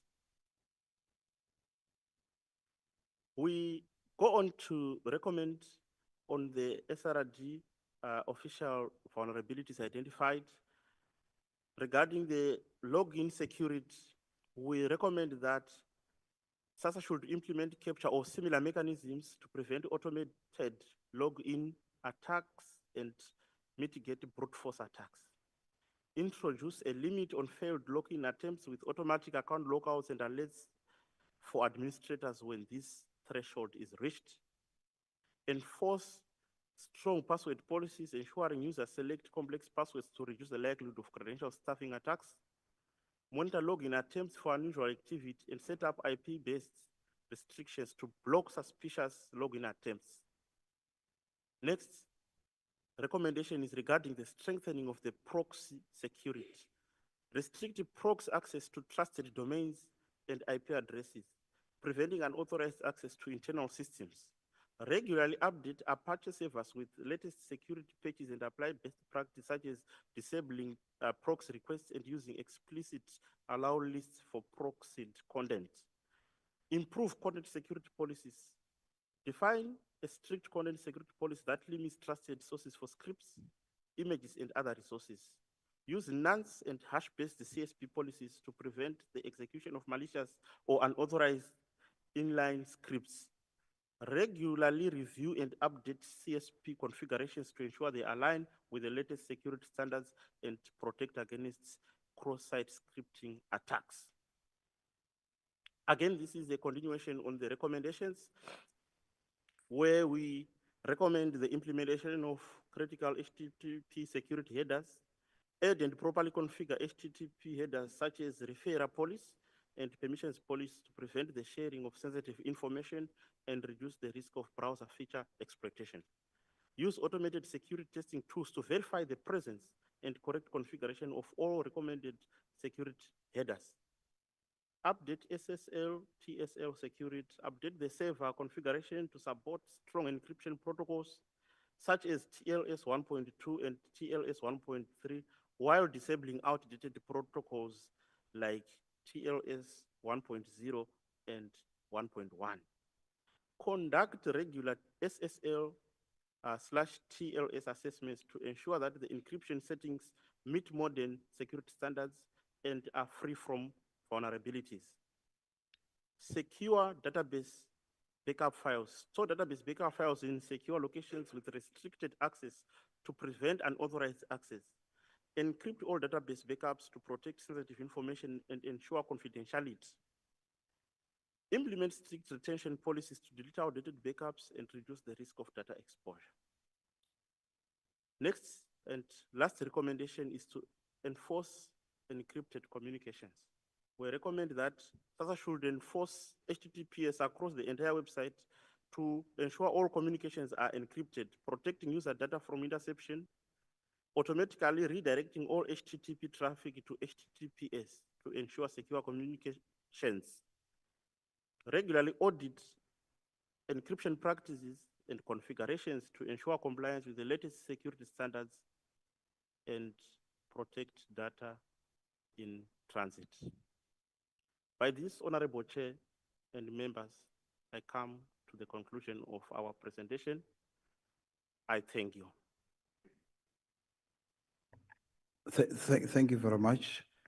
I think we can get the last presentation from SASSA as part of the response as required, as the provided management response to the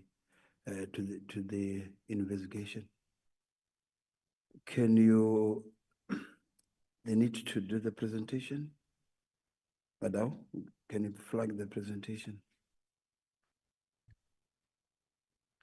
Ask the CEO to introduce the plan.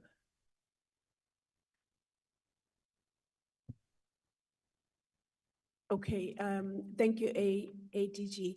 I adhere with everything that you've just said now. I just wanted to, the honorable members, that as you can see, we are way over the time that we had in the beginning because of the delays that we were not able to avoid because they were beyond our control. So just so that you understand that we will be running over in terms of time. So I hope you have made all the arrangements you need to make, and I ask the same from the Honorable Minister and the Honorable DM and the teams. Over to you, Honorable. I mean, well, you are honorable somehow. Honorable.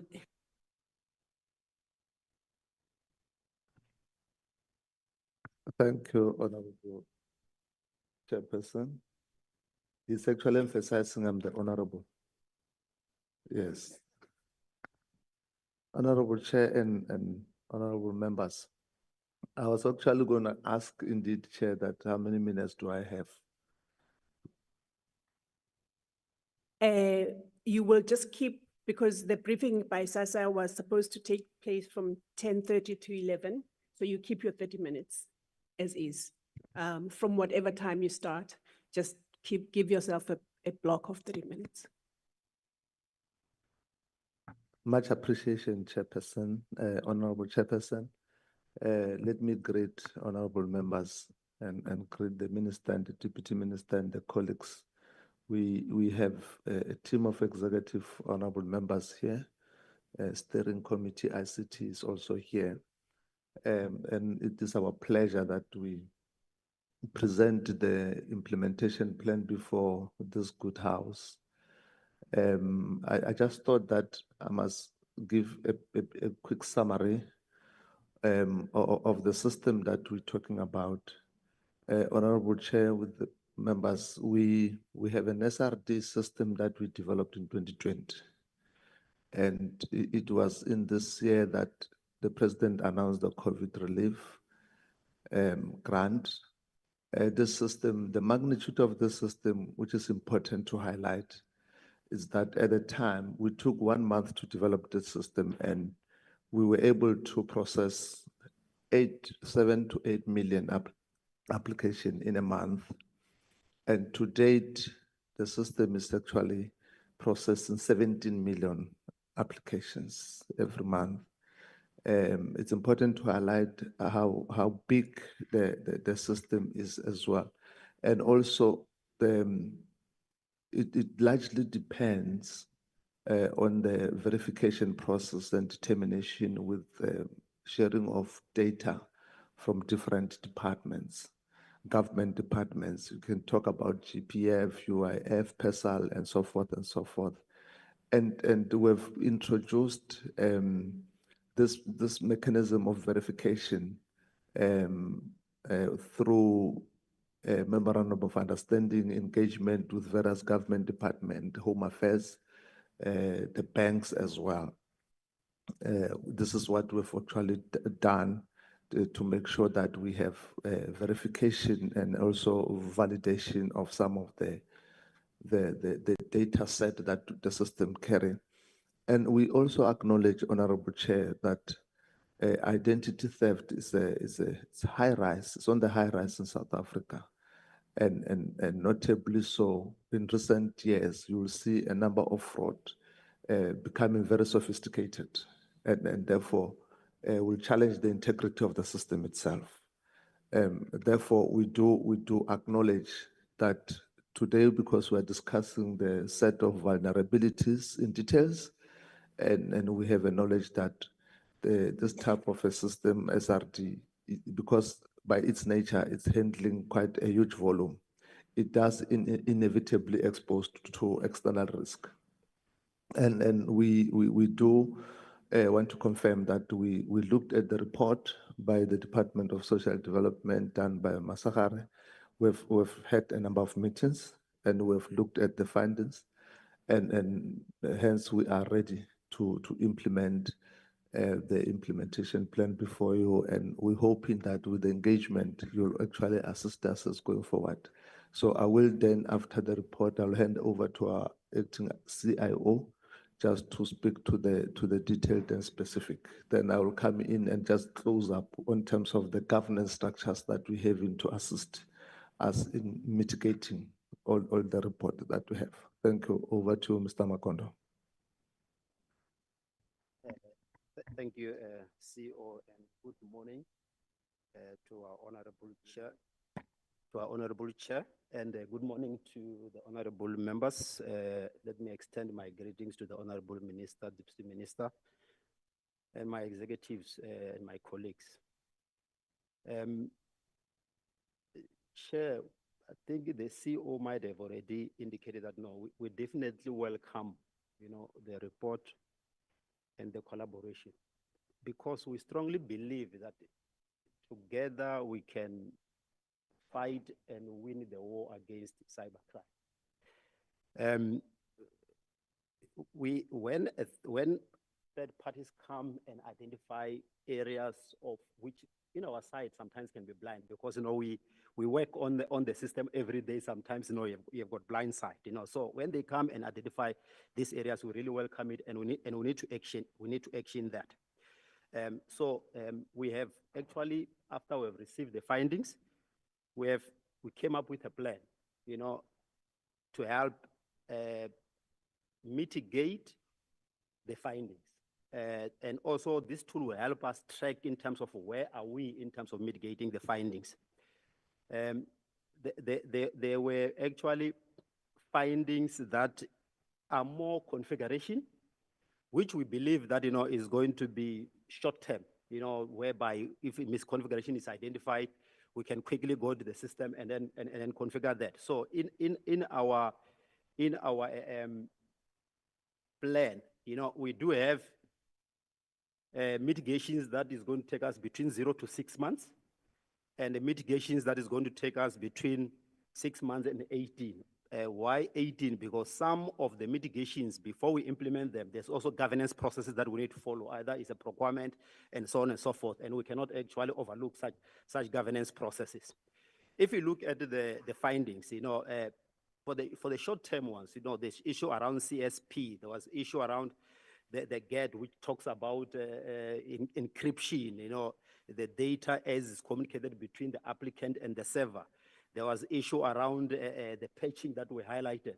We believe that those things will work on them, and we've already started to deal with those findings. We have already actioned some of these findings. I am not necessarily going to go one by one, but there was issue of rate limit. The honorable members will remember that the issue of the Stellenbosch was that, they queried the site so many times, meaning that somebody put in a bot and then query the site, right? And as SASSA, we need to look at that, you cannot just querying the site more than 100 times, right? There must be a time where the site can start suspecting that, no, man, something's not right. Why are you keeping querying the site? And as SASSA, it's critical that we balance access, but at the same time, cybersecurity. So sometimes it can be difficult. So there was the issue of rate limit that I've already spoken about, and the outdated software. When you look at the long-term strategies, I think what I'll do, I've summarized them that, for example, there was issue around biometrics.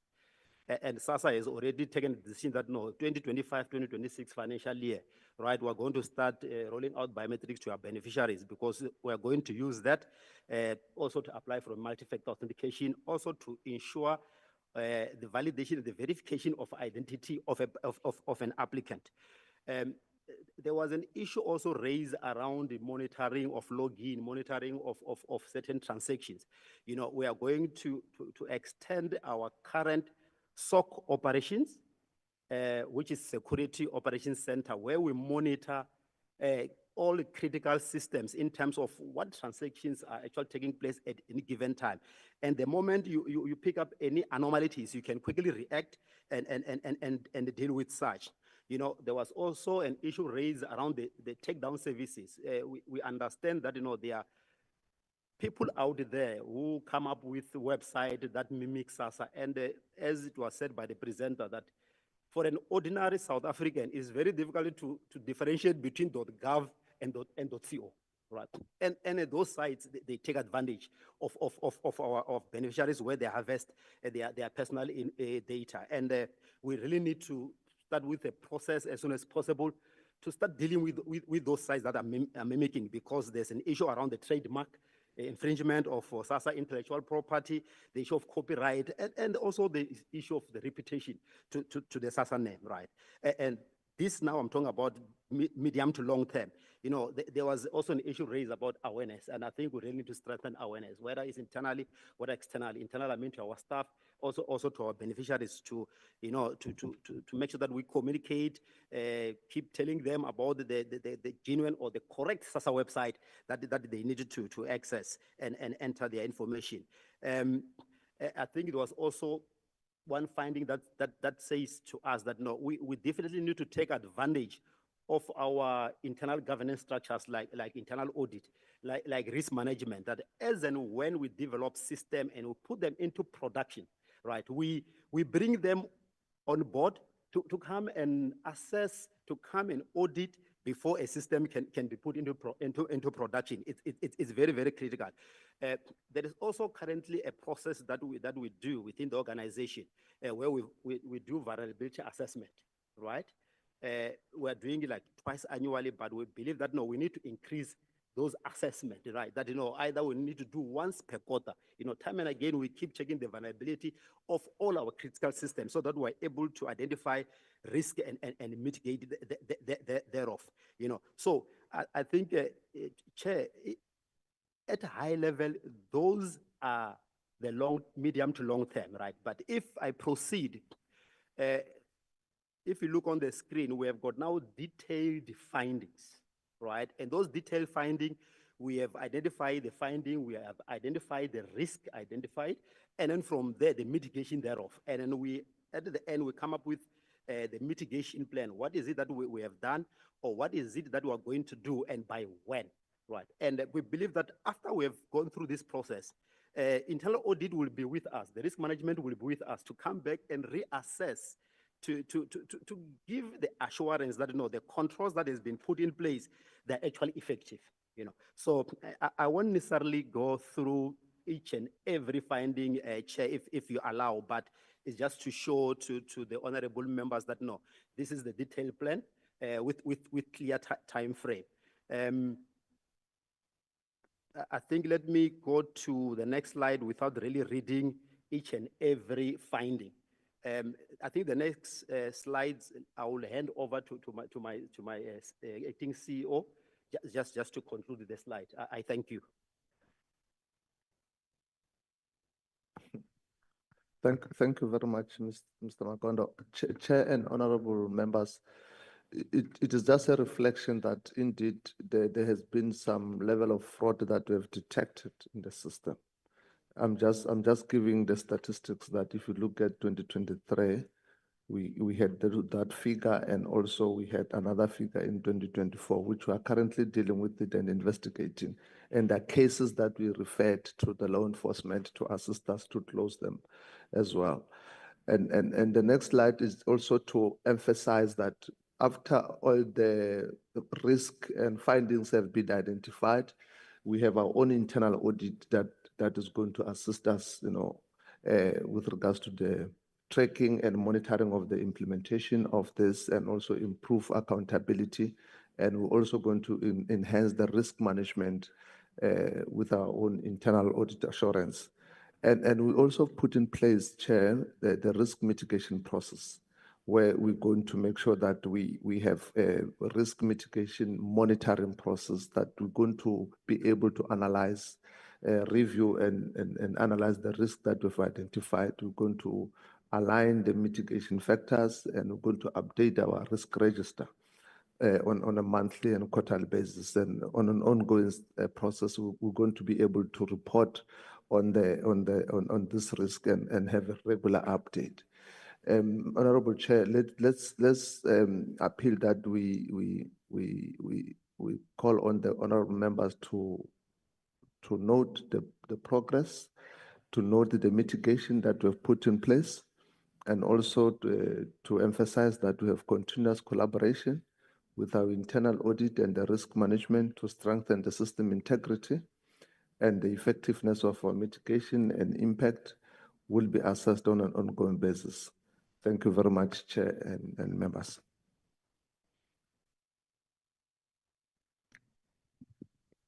Thank you to the department and the entity. Thank you, Honorable Minister, Honorable DM and the ADG and your teams. We appreciate the work that is being done, appreciating it with the backdrop, obviously, of how it has the potential of affecting the people that are served by this department. So that is the lens, at least, that we look at these things. That is how you can measure our panic when things don't seem to happen in the way that they should, our shock or whatever.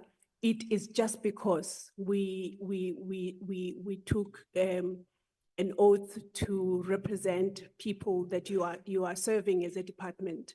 So whenever we get plans like this, and whenever we get presentations like this that are bringing about a level of comfort to us in terms of the work that is being done, of course we would appreciate a faster, more, fast and quick and overnight thing, but we also appreciate that they are, as it has been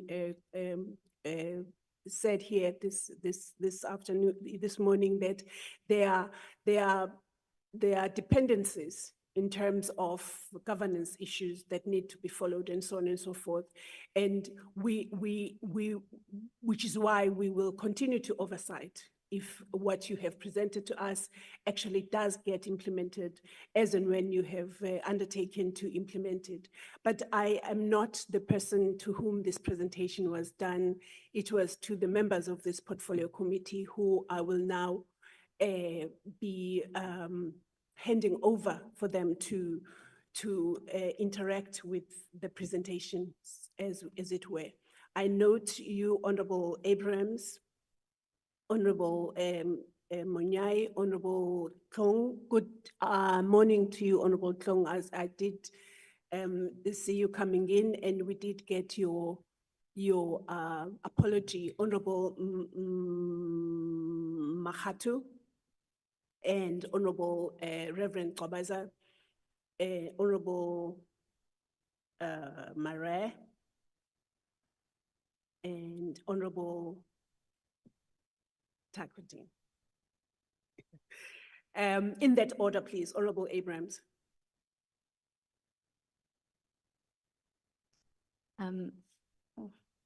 Thank you, Chairperson, and thank you for the presentations.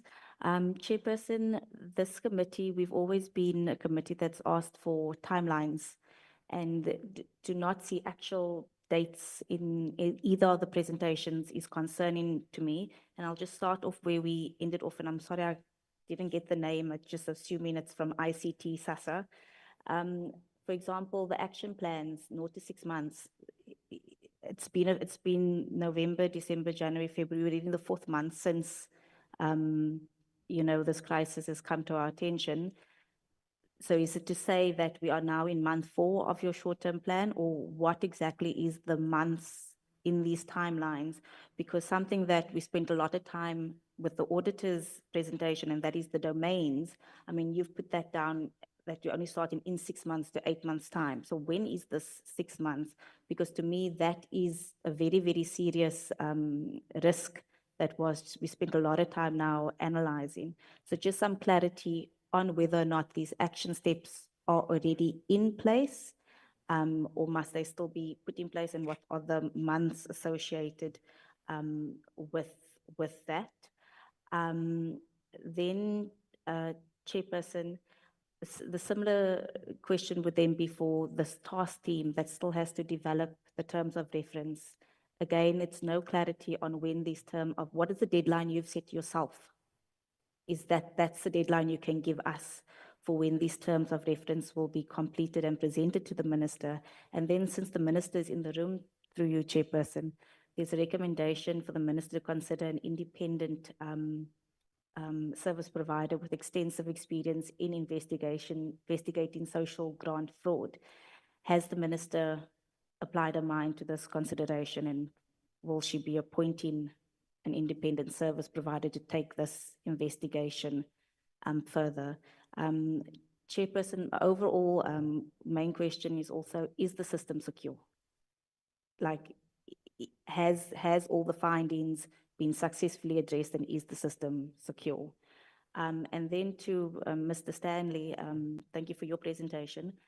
In your professional opinion, coming from the private sector, if you or somebody within your profession was tasked, or a team or individual was tasked to put the system together for national government with billions and billions of rand, are these oversights, mistakes, oversights, whichever you want to call it, are they common? Would you yourself make it? I'm just trying to ascertain whether or not we're dealing with a situation of inexperience, of negligence, of incompetence. What exactly are we looking at here? Because we are now looking at a system that might get bigger with more billions of rands associated to it. And we need to be comfortable that the individuals managing it, designing it, and so forth, have the necessary skills and experience to take it further and also to correct it. So from a private sector point of view, looking in, was this avoidable? Then, Chairperson, to SASSA or the ADG, has the necessary consequence management taken place to the officials involved in this design? Because the excuse or reason that we were given that it was done in a hurry, I don't believe that's a good enough reason. And we often speak about consequence management when the AG is in front of us, but it's something we need to be speaking about throughout, and not just when they appear before us. I also had a look at the domains that was presented, and there's actually another one that I've come across that's not even mentioned in the presentation, and understand that it crops up all the time. And I mean, the one domain even has SASSA's contact details